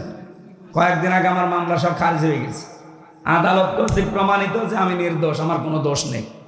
তাহলে নির্দোষ মানুষকে আপনি এই কষ্ট দিলেন। আমি চাই যদি আপনি মাপ পেতে চান, শুধু আস্তাগফিরুল্লাহ জীবনে হবে না, আগে আমার ক্ষতিপূরণ দেন, আমার এই 30-32 লাখ টাকা ফেরত দেন, 3 বছর আমার মতো জেলখানায় থাকেন যোগাযোগ বিচ্ছিন্ন হয়ে। আর পাহারাদার পাঠাতেন একটা, মুসলমান পাঠাতে পারেন না, পাঠাতেন সব মালায়ন, দেবদোলাল, সুব্রত বালা, আশিক কুমার, কি নাম দেখেছেন? ওর কাছে কি আলেম সালেম আছে? যা করেছেন জীবন আস্তাগফিরুল্লাহ মাফ হবে না। 15.5 বছরে যার কাছে যে অপরাধ করেছেন আগে তার কাছে যে ক্ষমা চাবেন এবং তার ক্ষতিপূরণ দেওয়া লাগবে আপনাকে। এলাকায় যত জালেম ছিল, যে জালেমগুলো পালিয়েছে তো পালিয়েছে, যদি আসে কোনোদিন তালিকা করে রাখবেন, মোড়ে মোড়ে টাঙিয়ে দেবেন, কোন জালেম যেন কিয়ামতের আগে দেশে আসতে না পারে।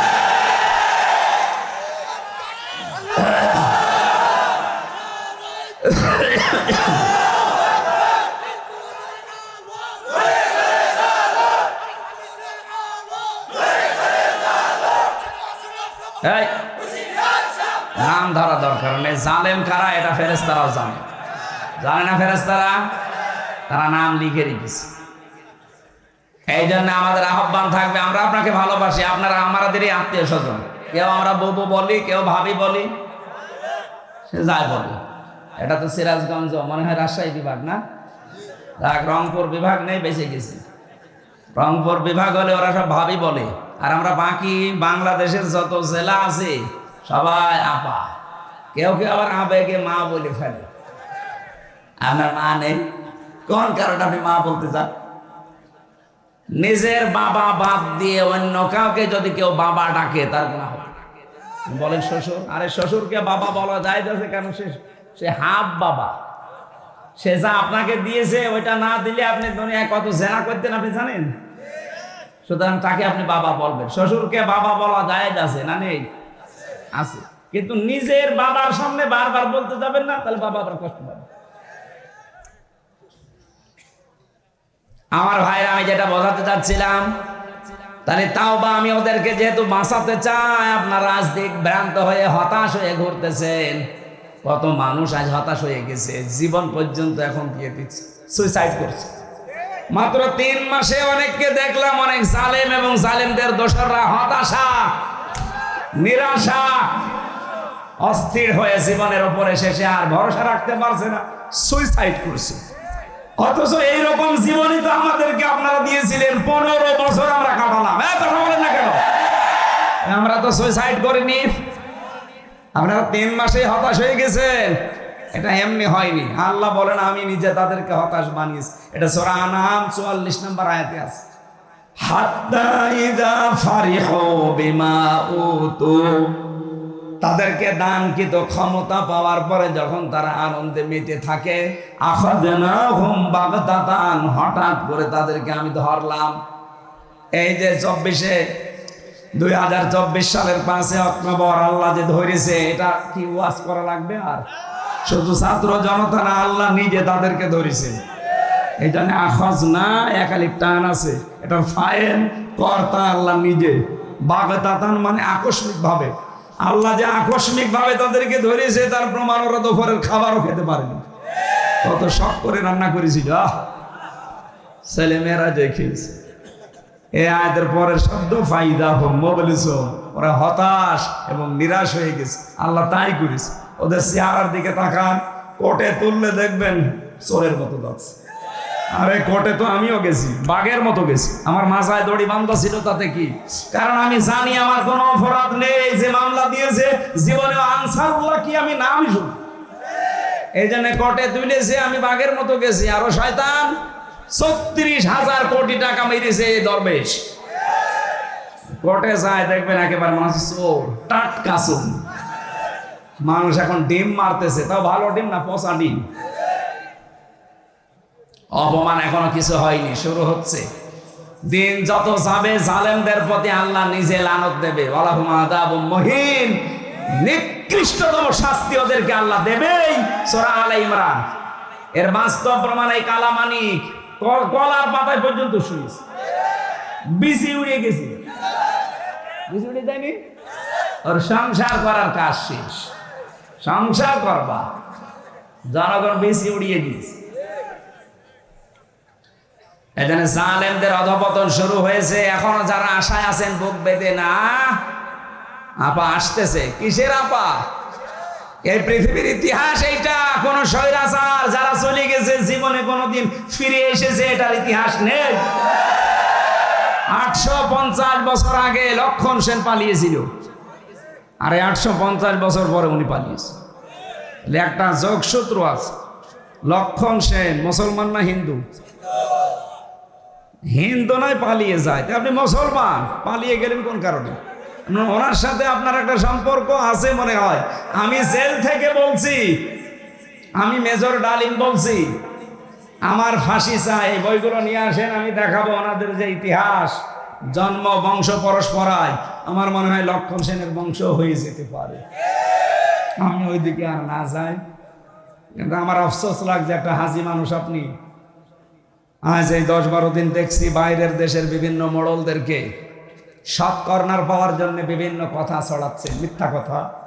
কি যে আমি নির্বাচিত ছিলাম, আমাকে উৎখাত করা হয়েছে, এটা ডাহা মিথ্যা কথা। আপনি নির্বাচিত ছিলেন এ কথা শয়তানকে বলেন, শয়তান পর্যন্ত হাসবে। 15.5 বছরে নির্বাচন হয়েছে এই দেশে, এ দেশের ঘোড়াও বিশ্বাস করবে না। কারণ নির্বাচনের আগে 154 জন অলরেডি ঘোষণা হয়ে গেছে। নির্বাচিত হয়নি কি করে? এরপরে দিনের ভোট আপনি রাতে করে ফেলেছেন। এই কথা বলেন না কেন? আমার সাথে এক ওসি ছিল জেলখানায়, ও আমারে বলছিল, হুজুর আপনি যে তাওবার ব্যাখ্যা বললেন, আমিও একটা তাওবা করেছি, দেখেন তো আমার তাওবা হয়েছে কিনা। কিভাবে? সেই যে নির্বাচন গেল, আমি বাইরে ছিলাম, আমার দল বল নিয়ে, আমার যা আছে এসআই এবং কনস্টেবল, আরো কিছু আছে হেলমেট বাহিনী, আল্লাহর ওলি তারা, এদেরকে নিয়ে আমি রাত 12টার পর থেকে ভোট কাটা আরম্ভ করলাম। ফজর পর্যন্ত কাজ করে কমপ্লিট করে বাক্স পাঠিয়ে দিলাম জায়গা মতো। এরপরে ফজরের আজান দেওয়ার পরে গোসল করলাম, ওযু করে, যেহেতু ক্লান্ত, ফজরের জামাতে এখন আর যাওয়া যাবে না, নামাজ নিজেই পড়ে নিলাম, নিয়ে বললাম আস্তাগফিরুল্লাহ, হুজুর আমার এই তাওবা হয়েছে। না, আপনি তো আল্লাহর কাছে দোষ করেননি, আপনি দোষ করেছেন হামজার কাছে। একটা এমপি বানাতে 3.5 লাখ 4 লাখ হামজা লাগে, এ কথা বলেন না কেন? আপনি সবাইটা নিজে নিয়ে নিলেন। কি আমরা কি ঘাস কাটছি? তাহলে কি তওবা করবো কি করে? তওবার একটা পদ্ধতি আছে। যার যার ভোট আপনি নষ্ট করেছেন, কেটে নিয়েছেন, আগে তার কাছে যে মাপ চাবেন। এই 3.5 লাখ 4 লাখ মানুষের কাছে। কথা বলে না কেন? কিন্তু ভয়ঙ্কর বিষয়, আপনি এই যে জেলে আমার সাথে কয় বছর আছেন, নুসরাত হত্যা মামলার ওসি, এই যে কয় বছর হয়ে গেল, 8 বছর জেল দিয়েছিল ওনারে। কয় বছর পরে শুনলাম বেরিয়ে গেছে, এই স্বাধীনতার আগে বের হয়েছে। এখন আপনার একটা ভয়ঙ্কর বিষয়, আপনি যতদিন জেলে আছেন এর ভেতরে অনেক হামজা মারা গেছে। কি অনেক মানুষ এই কয় বছরে দুনিয়া থেকে বিদায় নিয়েছে। এখন তাদের কাছে আপনি ক্ষমা চাবেন কি করি?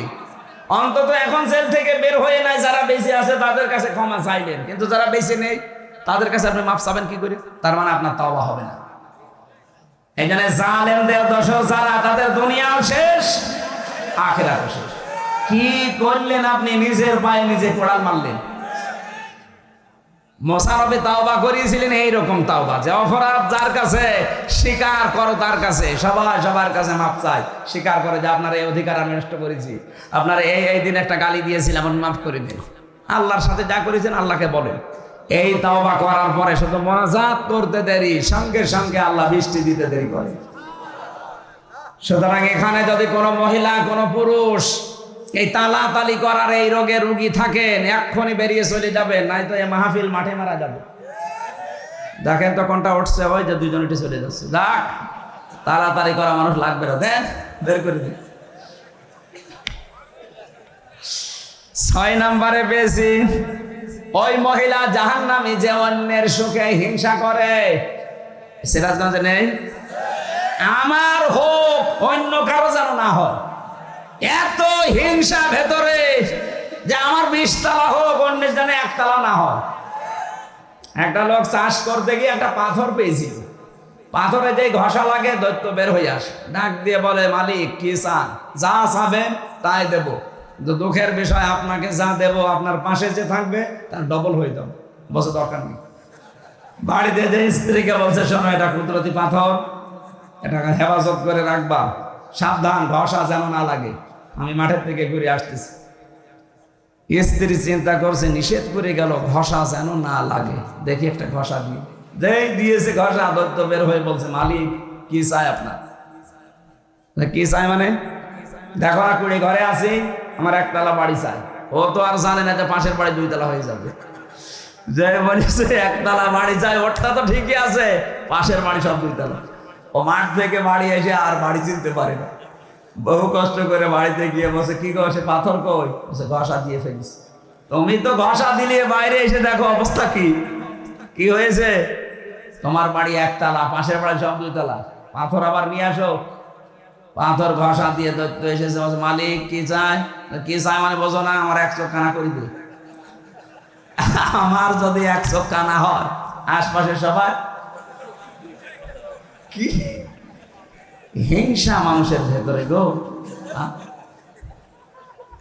না। আর সব সময় এই দোয়া করেন, আল্লাহ আমাকে যা দিচ্ছেন, ওখানে যা দিচ্ছে ওরে দেন, কিন্তু আমারও দেন। এই মন তৈরি করা অত সহজ না। এই মন তৈরি করতে হলে নিয়মিত নামাজি হওয়া লাগবে। ইন্নাল ইনসানা খুলিকা হালুআ ইযা মাসসাহুশ শাররু জাযুআ ওয়া ইযা মাসসাহুল খায়রু মানুআ ইল্লাল মুসাল্লি।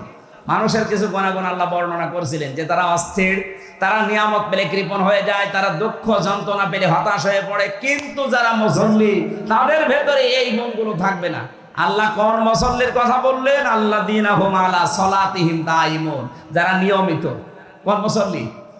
আমরা আজকে থেকে জীবনে যাই করে নিয়মিত মুসল্লি হওয়ার চেষ্টা করব ইনশাআল্লাহ। দরুদ সালাম পাঠ করে আমাদের আজকের আলোচনার বিষয় হচ্ছে আমলনামা। কি বললাম? এটা নাম শুনতে যত ছোট মনে হচ্ছে, এটা কিন্তু অত ছোট জিনিস না। কিয়ামতে এইটার উপরে ভিত্তি করে আপনার বিচার হবে। মনে করেন একটা কিয়ামত কায়েম হয়ে গেছে, একেবারে সামনাসামনি আপনাকে আল্লাহ ডাক দিচ্ছে। আল্লাহ রাব্বুল আলামিন মনে করেন হামজাকে ডাক দিয়ে বলছে, এদিকে আসো, আমার সামনে দাঁড়াও। ফাম্মা মান উতিয়া কিতাবাহু বিয়ামিনিহি ফায়াকুলু হাউমুকরাউ কিতাবিয়া। যাকে আমি আল্লাহ ডান হাতে আমলনামাটা ধরিয়ে দেব, ওর জীবনী দেখার পর এ মানুষটা আমলনামা হাতে নিয়ে পড়তে থাকবে আনন্দে, আর মানুষকে বলতে থাকবে, ইন্নী যানানতু আন্নী মুলাকিন হিসাবিয়া, অবশ্যই আমি বিশ্বাস করতাম যে আমার হিসাব দেওয়া লাগবে। সিরাজগঞ্জবাসী, মানুষের জীবন যদি পরিচ্ছন্ন করতে হয়, পরিষ্কার বানাতে হয়, পবিত্র করতে হয়, অবশ্যই আপনাকে হিসাব এটা ভিতরে নিয়ে আসা লাগবে। আপনার দুনিয়ায় যে কাজ করার আগে আখিরাতের এই হিসাবের এটা সামনে নিয়ে আসা লাগবে। আল্লাহ এই জন্যই দিয়েছেন, ইন্নী যানাতু আন্নী মুলাকিন হিসাবিয়া। অবশ্যই আমি এটা বিশ্বাস করতাম দুনিয়ায় যে আমাকে আল্লাহর সামনে হিসাব দেওয়া লাগবে। খলিফাতুল মুসলিমিন হযরত ওমর ইন্তেকালের 12 বছর পর তার সন্তান আব্দুল্লাহর সাথে দেখা স্বপ্নে হযরতে আব্দুল্লাহ ডাক দিয়ে বললেন, বাবা কোথায় ছিলেন এতদিন, কতদিন দেখি নাই। হযরতে আব্দুল্লাহ ডাক দিয়ে বলেছেন, আব্বা কোনে কোথায় ছিলেন, আমি তো দেখি নাই আপনাকে। হযরত ওমর বলেছিলেন, সন্তান 12টা বছর আমি দুনিয়ার জীবন ছেড়ে দিয়েছি, আমি আল্লাহর সামনে দাঁড়িয়ে আমার জীবনের কৃতকর্মের হিসাব দিচ্ছিলাম। শেষ পর্যন্ত আল্লাহ আমার দিকে তাকিয়ে আমাকে মাফ করে দিয়েছে। এই আয়াতের তাফসীর পড়তে গিয়ে পেয়েছি, আল্লাহ পাক যদি কিয়ামতে কাউকে ইচ্ছা করে যে তাকে মাফ করে দেবে, মনে করেন আমাকে, সেলিম রেজা ভাইকে, এই মানুষগুলো শাহিন ভাইকে যদি আল্লাহ মনে করে আমি মাফ করে দেব, একটা কুদরতের চাদর দিয়ে ঘিরে নেবে। আগে লক্ষ কোটি কোটি মানুষের সামনে থেকে তার হাতটা ধরে নিয়ে এসে চাদর দিয়ে ঘিরে ফেলবে। আল্লাহ নিজের সামনে দাঁড় করিয়ে বলবে, হামজা এই করেছিলি বল। মানুষ মাথা নিচু করে বলবে, রব্বুল আলামিন আমার ভুল হয়ে গেছে। তাফসীরে এইটাই লেখা আছে, মানুষ যখন মাথা নিচু করে অনুতপ্ত হয়ে বলবে, আল্লাহ আমার ভুল হয়ে গেছে, আল্লাহ বলেন আমার কুদরতের জরিয়ার ভেতরে জোশ পয়দা হয়ে যাবে। ওই বান্দার কাকতি মিনতি আর চেহারার দিকে তাকিয়ে আমার একটা মায়া লাগবে, তখন আমি ওরে বলবো, যা তোরে আমি মাফ করে দিলাম। কিন্তু কাউকে যদি আমি হিসাব নেই, এক গ্লাস পানির হিসাবও আমাকে দিতে পারবে না। এই জন্য আজকে সবাই এই দোয়া করে যাবেন, যেহেতু আমলনামা হিসাব এই বিষয়টা আজকে সামনে আসবে। এখন এই মনে মনে এই মাহফিলে দোয়া করেন, রব্বুল আলামিন কিয়ামতে তুমি আমার জীবনের হিসাব অন্তত নিও না, বিনা হিসাবে তুমি মাফ করে দিও। কারণ আল্লাহর যে বিচারের সিস্টেম, আল্লাহর বিচারে কোনো অবিচার বলতে কিছু, আরো জোরে বলো, আল্লাহর বিচার ব্যবস্থায় অবিচার, আরো জোরে। আল্লাহ যদি ন্যায় বিচার করে কেউ বাঁচবে না। যত বড় আবেদ বান্দা হোক, যত বড় মহিলা আবেদা হোক, যদি আল্লাহ ন্যায় বিচার করে জান্নাত পাওয়া সম্ভব না। একটা পথ খোলা আছে, আল্লাহ যদি দয়া করে মাফ করে দেয়। এই জন্য কাবা শরীফ যখন দেখবেন তাওয়াফ করে মানুষ, তখন প্রত্যেকে এই কথা বলে, রুকনি ইয়ামিনি থেকে 6ষ্ঠ চক্কর দেওয়ার সময়, আল্লাহুম্মা ইন্না আলাইয়া হুকুকান ফিমা বাইনি ওয়া বাইনিকা। রব্বুল আলামিন আমার মাঝে আর তোমার মাঝে অনেকগুলো দেনা পাওনা আছে, তুমি আমার মালিক হিসাবে আমার পাওনা যা দেওয়ার সবই তো দিয়ে দিয়েছো। আমাকে নেই থেকে আজকে তুমি হামজা বানিয়েছো, আমাকে নেই থেকে তুমি সেলিম রেজা বানিয়েছো। কথা বলেন ঠিক কিনা? কিন্তু তোমাকে দেওয়ার মতো আমার তো কোনো পুঁজি নেই। হ্যাঁ, একটা জিনিস আমার কাছে আছে, তুমি আমারে মাফ করে দাও, এইটাই আমার পুঁজি। আল্লাহ পাক বলেন, বান্দা এই আমলনামা পাওয়ার পরে আনন্দে আত্মহারা হয়ে বলবে, রব্বুল আলামিন আমার চিন্তা নেই, কারণ আমি বিশ্বাস করতাম আমাকে হিসাবের মুখোমুখি হওয়া লাগবে। ফাহুয়া ফি ঈশাতির রাদিয়া। এই মানুষটা আমি একটা শান্ত এবং সন্তোষজনক জীবন আমি তাকে দিয়ে দেব। ফি জান্নাতিন আলিয়া, সুউচ্চ জান্নাতে তাকে আমি পৌঁছাবো। কুতুফুহা দানিয়া, যার ফলগুলো তার মুখের কাছে এসে ঝুলন্ত হতে থাকবে। জান্নাতের এই পরিবেশে ওই মানুষটা কোনো দিন বলবে না আল্লাহ আমি ফল খাবো। মনের ভেতরে যদি কামনা বাসনা আছে, সঙ্গে সঙ্গে ফল আপনার মুখের ভেতরে পড়ে যাবে, টপ করে ছিড়িয়ে। জোরে বল সুবহানাল্লাহ। আল্লাহ পাক বলেন, এরকম একটা বিষয় তোমার সামনে অপেক্ষা করছে, কুলু ওয়াশরাবু হানিয়াম বিমা আসলাফতুম ফিল আইয়ামিল খালিয়া। আল্লাহ নিজে জানিয়েছেন, তখন আমি তাকে বলবো মন মতো খাও, যা ইচ্ছা পান করো, কারণ বিগত দিনে এইটা খাওয়ার জন্য বহু কষ্ট স্বীকার করেছো। আজ আমাদের দুনিয়ায় যারা আমরা কষ্ট স্বীকার করছি, আল্লাহর বিধানের উপরে চলতে গিয়ে আল্লাহকে রাজি করার জন্য রাতের বেলা অনেকে তাহাজ্জুদ পড়েন। একটা লম্বা সেজদা দেবেন, দেখবেন একটা আলাদা আনন্দ আপনার ভেতরে আল্লাহ তৈরি করে দেবে। আজকে রাত থেকে আরম্ভ করবেন, যদি সময় পান, এই 1.5 মিনিট 2 মিনিট না, অন্তত 15-20 মিনিট, আধা ঘন্টা 1 ঘন্টা পড়ে থাকবেন সেজদায়। কারণ আল্লাহ পাক নিজের পা আপনার কপালের সামনে বিছিয়ে দিয়েছে, বান্দা এই জায়গায় সেজদাটা দিয়ে তোর কপালটা ঢাকা। আপনি যখন 2 মিনিট 5 মিনিট না ওয়াসজুদ ওয়াকতারিব সেজদা দিলে মানুষ আল্লাহর কাছাকাছি চলে যায়। আপনি যখন আধা ঘন্টা 45 মিনিট 1 ঘন্টা পড়ে আছেন, অবশ্যই আমার আল্লাহর কুদরতের জরিয়ার ভেতরে জোশ পয়দা হবে। আল্লাহ যেন মাঝে মাঝে আপনি শুনতে পাবেন না, কিন্তু অনুমান করতে পারবেন। আল্লাহ যেন আপনাকে ডাক দিয়ে বলবে, কি বান্দা কি হয়েছে বল দেখি। এইটাই জীবনের সফলতা। যিনি প্রধানমন্ত্রী ছিল এতদিন অবৈধ, উনি যদি এই সিরাজগঞ্জের যিনি মারা গেলেন, এই যে কি জানো নাসিম উদ্দিন, এই নাসিম সাহেবকে যদি ঢাকা থেকে উনি বলতেন, নাসিম ভাই কোনো ভয় নেই, আপনি আমার সামনে আছেন, আমার চোখের সামনে, নাসিম সাহেবের বুক কত বড় হয়ে যেত। অথচ ম্যাডাম এখান থেকে প্রায় 150 কিলো দূর থেকে বলছে যে নাসিম চিন্তা নেই, তুমি আমার চোখের সামনে। একটা দেশের প্রধানমন্ত্রী এই কথা বললে যদি নাসিম সাহেবের বুক বড় হয়ে যায়, আল্লাহ বলছেন বান্দা তুই আমার চোখের সামনে, কিসের ভয়? তোর বুক তো নাসিম সাহেবের কাছে 10 ডবল বড় হওয়া দরকার। আমি আমার এই ছোট মেয়েটাকে মাঝে মাঝে পরীক্ষা করে দেখেছি। ওর যখন 1.5 বছর বয়স ছিল, 1 বছর ছিল, যে ওই সময় আমার জেলখানায় নিয়ে যায়। বড়টার বয়স ওই সময় 7 বছর। ওর উপরে ধাক্কা দিলে ছুঁড়ে মারলে কান্নাকাটি করতো। আর ছোটটা ফারিহা, আরে 1 বছর তো উপরে দিলেই হাসতো। চিন্তা করতাম বড়টা কান্নার কথা আর ছোটটা হাসে, বড়টা কান্দে কেন? বড়টা তো আর হাসি পাওয়ার কথা, যেটা আনন্দ লাগবে। বড়টা কাঁদে এই কারণে ও জানতো আমি একটু ভারী হয়ে গেছি। আমার বাবা উপরে যত মারবে, যদি ধরতে না পারে আমার কিন্তু অবস্থা খারাপ হয়ে যাবে। আর ছোটটার ভেতরে এই বিশ্বাস নেই, ওরা আমার প্রতি এই বিশ্বাস জন্মছিল, আমার বাবা যত উপরেই মারবে নিচে হাত পেতে রাখবে।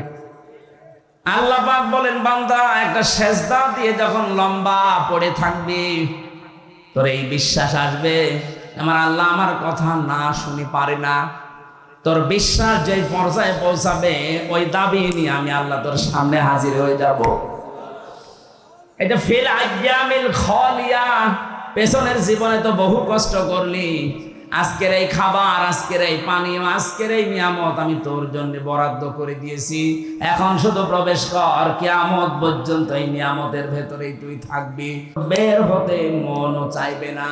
খালিদিনা ফিহা লা ইয়াবগুনা আনহা হিওয়ালা। বলেন আল্লাহু আকবার। আল্লাহ আমাদের ডান হাতে আমলনামা দিয়ে এরকম নিয়ামত রাশির ভেতরে যেন নিক্ষেপ করে আবাদান আবাদান, যেটা শুরু হবে আর শেষ হবে না, এরকম জায়গায় যেন যাওয়ার তৌফিক দেন। এর পরবর্তীতে আল্লাহ জানিয়েছেন, আম্মা মান উতিয়া কিতাবাহু বিশিমালি, যাকে আমি আল্লাহ বাম হাতে আমলনামা দেব, এইভাবে না, এই বাম হাতটা বুকের ভেতর দিয়ে দিয়ে পেছন দিয়ে বের করা। তাফসীরে কাবীরের ভেতরে আছে বুক ফেড়ে এর ভেতরে হাত ঢুকিয়ে পেছন দিয়ে বের করবে। শুনতে যত সহজ মনে হচ্ছে, এদিকে আসেন একটু আপনাকে দেখাই কেমন লাগে দেখেন।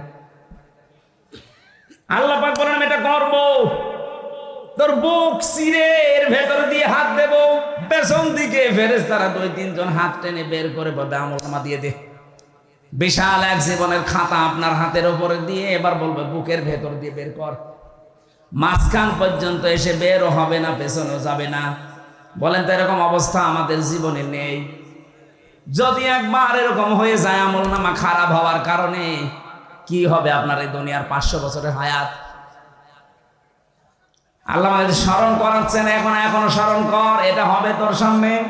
এরপরে দিয়েছেন ফায়াকুলু ইয়া লাইতানি লাম উতা কিতাবিয়া। লোকটা বুকের ভেতরে যখন আমলনামাটা বেজে যাবে, খাতাটা বলবে আল্লাহ তুমি যদি এটা না দিতে, এটা যদি আমি না দিতে আমাকে, তাহলে তো ভালো হতো। ওয়ালামাদিরি মা হিসাবিয়া, আজকে যদি আমার হিসাবই না হতো, আমার জন্য সবচাইতে ভালো হতো। ইয়া লাইতাহা কানাতিল কাদিয়া মা গনা আন্নি মালিয়া হালাকা আন্নি সুলতানিয়া। আমার মরণই যদি আমার শেষ হয়ে যেত, মরণের পরে যদি ওঠা লাগবে, আমল নামা দেবে, তাও তো বুকের ভেতর দিয়ে পেছন দিয়ে বের করে আবার আটকিয়ে যাবে। এগুলো যদি আমার মরণই শেষ হয়ে যেত, আমার যে সম্পদ ছিল, আমার যে বিশাল সম্পদ অর্জের করেছেন, কই সে সম্পদ? আমার তো কোনো কাজে আসলো না আজকে। আমার তো মনে হচ্ছে আয়াত পড়ার পরে বাংলাদেশের বহু মানুষ আমরা এই অবস্থায় আছি। এটা বলবো আমরা, হালাকা আন্নি সুলতানিয়া, আমার ক্ষমতা আজকে আমার হাত ছাড়া হয়ে গেছে। আল্লাহ এত রাগান্বিত হয়ে যাবেন, আয়াতটা পড়লে আমার কেমন ভয় লাগে। খুযুহু ফাগুল্লুহু সুম্মাল জাহিমা সাল্লু। আল্লাহ ডাক দিয়ে বলবেন, ফেরেশতারা ধর, এনা ফরমানকে ধর, জাহান্নামের ভেতরে নিয়ে যা, ধরা। নিয়ে যাওয়ার আগে ইয়া লাইতাহা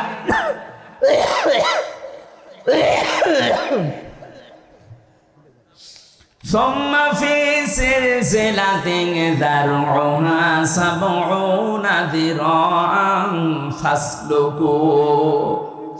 70 গজ শিকল দিয়ে এর উপর থেকে শেষ পর্যন্ত বাঁধ, মাথা থেকে মা পর্যন্ত পুরাটা বেঁধে ফেল। এবার ধাক্কা দিতে দিতে নিয়ে যা। বলেন তো, আগেরটা যেটা বললাম ওটা যদি কপালে না থাকে, পরেরটা যদি কারো ভাগ্যে এসে যায়, ওই 1000 বছর হায়াত পেয়ে কি করবে? এত বড় অপমান কেন করবে? 70 গজ লাগে শিকল, 1.5 হাত হলেই তো হয়ে যায়। 70 গজ শিকল দিয়ে বাঁধবে, এই কারণে বহু সম্মান দুনিয়ায় পেয়েছিলে, কিন্তু সম্মানের কাজ করনি। আজকে তোরে এত অপমান করব, দেখ কেমন লাগে। আমি একটা উপন্যাস পড়েছিলাম বিশ্ববিদ্যালয়ে থাকাকালীন, ওর নাম ছিল দেখ কেমন লাগে। আমার তো মনে হচ্ছে কিয়ামতের দিন আল্লাহ আমাদের অনেকের ঠাট্টা বিদ্রুপ করে বলবে, দেখ কেমন লাগে। এটা যেন আমাদের কপালে কারো না হয়, বলেন আমিন। কাদের জন্য আল্লাহ এই শাস্তির ঘোষণা দিলেন? আল্লাহ পাক বলেন, ইন্নাহু কানা লা ইউমিনু বিল্লাহিল আযীম ওয়া লা ইয়াহুদ্দু আলা তুআমিল মিসকিন। কিয়ামতে আল্লাহ পাক আমাকে তুলবেন, আল্লাহর প্রতি যাদের ভরসা ছিল না, বিশ্বাস ছিল না, আর যারা এতিম মিসকিনদেরকে খাবার দিত না, এই দুইটা বিষয় আমরা আজ এক করতে চাই। আল্লাহর প্রতি ঈমান, কিয়ামতে জবাব দেওয়া লাগবে, এই বিশ্বাস দৃঢ় করা জাতির ভেতরে, এবং দারিদ্র মুক্ত সমাজের জন্য আমাদের ভূমিকা রাখা লাগবে। শুধু নিজে খেয়ে পরে বাঁচবেন, অন্য কারো খবর রাখবেন না। না, আমরা চাই প্রতিটি মানুষ এদেশে তৈরি হবে, নিজের জন্য যখন চিন্তা করবে, তারা আশপাশের মানুষের জন্য চিন্তা করবে। যে 15.5 বছর এটা ছিল না, শুধু নিজে খাবো, নিজে পরবো, নিজের হবে, অন্য লোক না খেয়ে। আমরা এটা চাই না। যারা দারিদ্র মুক্ত সমাজের জন্য কাজ করে না, তাদেরকে এই শাস্তিগুলো আল্লাহ ঘোষণা দিয়েছেন। আল্লাহ আমাদের হেফাজত করুন, আমিন।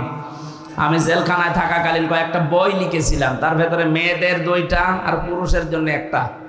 পুরুষের এই বইটা খুব জরুরি, লাগবে, শিক্ষিত মানুষরা নিয়ে যাবেন। যাওয়ার সময় অনেক তথ্য দেওয়া আছে, ওখানে তো তথ্য পাওয়া যায় না, বাইরে এসে আমি সংযোগ করেছি। সৃষ্টি জগতের সূচনা, এই বইটা আপনি সব কিছু আপনার জন্ম থেকে শুরু করে এই পর্যন্ত জানা যাবে। আল্লাহ আমাদেরকে দ্বীনের উপরে চলার জন্য আমল নামা যেন ডান হাতে দেন। লা ইলাহা ইল্লা আনতা সুবহানাকা ইন্নী কুনতু মিনাজ জালিমিন। রব্বানা যালামনা আনফুসানা ওয়া ইল্লাম তাগফির লানা ওয়া তারহামনা লানাকুনান্না মিনাল খাসিরিন। আল্লাহ তাআলা 3 দিন ব্যাপী তাফসীরুল কোরআন মাহফিল সিরাজগঞ্জ কাজীপুর থানা ঢেকরিয়া বাজার ময়দানে এলাকার যুবক মানুষরা মিলে মুরব্বীদের সাথে পরামর্শ করে কোরআনের এই অনুষ্ঠান সাজিয়েছে। 3 দিনের শেষের দিন দেখো তোমার লক্ষ লক্ষ বান্দা বান্দি হাত তুলে আমিন আমিন করছে। জীবনের অপরাধ গুলো আজকে মাথায় নিয়ে হাত তুলেছি। আল্লাহ জীবনের অপরাধ গুলো এই মুহূর্তে মাফ করে দাও।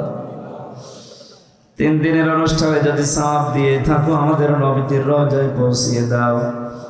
দুনিয়ায় মাটির নিচে যারা ঈমান নিয়ে ঘুমিয়ে আছে এদেরকে ক্ষমা করে দাও। বিশেষ করে এই নদী ভাঙন এলাকায় কত মানুষ নদী গর্ভে বিলীন হয়ে গেছে, কত মানুষ কবরের মাটির নিচে আছে। কোরআনের ইজ্জতে সবার কবরগুলো তুমি জান্নাত বানিয়ে দাও। মা বোনেরা পর্দার আড়ালে বসে আছে এদেরকে খাদিজার মতো আয়েশার মতো বানিয়ে দাও। এদের চরিত্রগুলো তুমি ফাতেমাতুজ জাহরার মতো তৈরি করে দাও। অনেক পরিবারে শান্তি নিয়ে আল্লাহ মেহেরবানি করে আমাদের শান্তি ফিরিয়ে দাও।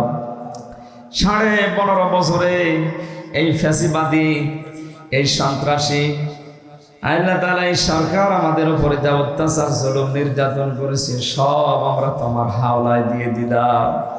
3টা বছর জালেমের এই জেলখানায় আল্লাহ অসুস্থ হয়ে পড়েছি। কথা বললে এখন আমার কণ্ঠে বুকে ব্যথা করে। কি খাওয়িয়েছে না খাওয়িয়েছে তুমি দেখেছো আল্লাহ, আমি তোমার কাছে সুস্থতা চাই। আমাদের জাতির পিতা ইব্রাহিম নবী বলেছিলেন ওয়াইদা মারিদতু ফাহুয়া ইয়াশফিন, তুমি অসুস্থতা দাও, তুমি সুস্থতা দাও। আল্লাহ আমি অসুস্থ, দোয়া করছি আল্লাহ তুমি আমাকে শেফায়ে কামেলা জেলা নসিব করে দাও। যার মাধ্যমে এসেছি মাওলানা আব্দুল বারী ভাইকে কবুল করো। সম্মানিত সভাপতি এ মাহফিলের প্রধান অতিথি আমার সেলিম রেজা ভাইকে মঞ্জুর করো। আল্লাহ তাআলা সম্মানিত মেহমান জনাব শাহিনুর আলমকে কবুল করো। কত মেহমানের নাম এরা দিয়েছে আমি নামও জানি না অনেকের। যার যে ঈমান আছে আমল আছে আল্লাহ তার উপরে ভিত্তি করে তাকে মাফ করে দাও। পাশের জেলা বগুড়া শহীদ প্রেসিডেন্ট জিয়াউর রহমানের জন্য দোয়া চেয়েছে। আল্লাহ তাআলা আমরা দোয়া করছি তোমার ওই গোলামকে কবরে মাফ করে জান্নাত দিয়ে দাও। তার ছোট সন্তান কক ভাই ও কবরে আছে তাকেও ক্ষমা করে দাও। বাংলাদেশে ইসলাম প্রতিষ্ঠা করার জন্য যারা জান প্রাণ দিয়ে এমনকি জীবন পর্যন্ত দিয়ে গেল, শহীদ মাওলানা মতিউর রহমান নিজামী সহ যত মানুষ দ্বীনের জন্য মানবতার জন্য জীবন দিয়েছে, 2024 সালে 5 আগস্টের আগ পর্যন্ত যারা এই কবরে আছে আল্লাহ এদেরকে শাহাদাতের মর্যাদা দিয়ে দাও। এই মাহফিলটা বাস্তবায়নের জন্য যারা শ্রম দিলেও যত যুবকেরা কাজ করেছে, যে যেইভাবে কোরআনের জন্য এগিয়েছে তোমার রহমত তার দিকে ওইভাবে এগিয়ে দাও। প্রশাসনের উপরে তোমার রহমত নাজিল করো আল্লাহ। বাংলার প্রশাসনের উপরে এখনো মানুষের আস্থা ফিরে আসেনি। কিছু জালেম এবং জালেমদের দোসরদের কারণে এই বিভাগটা পুরা নষ্ট হয়ে গেছে। আল্লাহ আগের অবস্থায় তুমি আবার প্রশাসনকে ফিরিয়ে দাও। বারাকাল্লাহু লানা ওয়া লাকুম ফিল কোরআনিল আযীম। মরণ আসলেই যেন বলতে পারি লা ইলাহা ইল্লাল্লাহু মুহাম্মাদুর রাসূলুল্লাহ।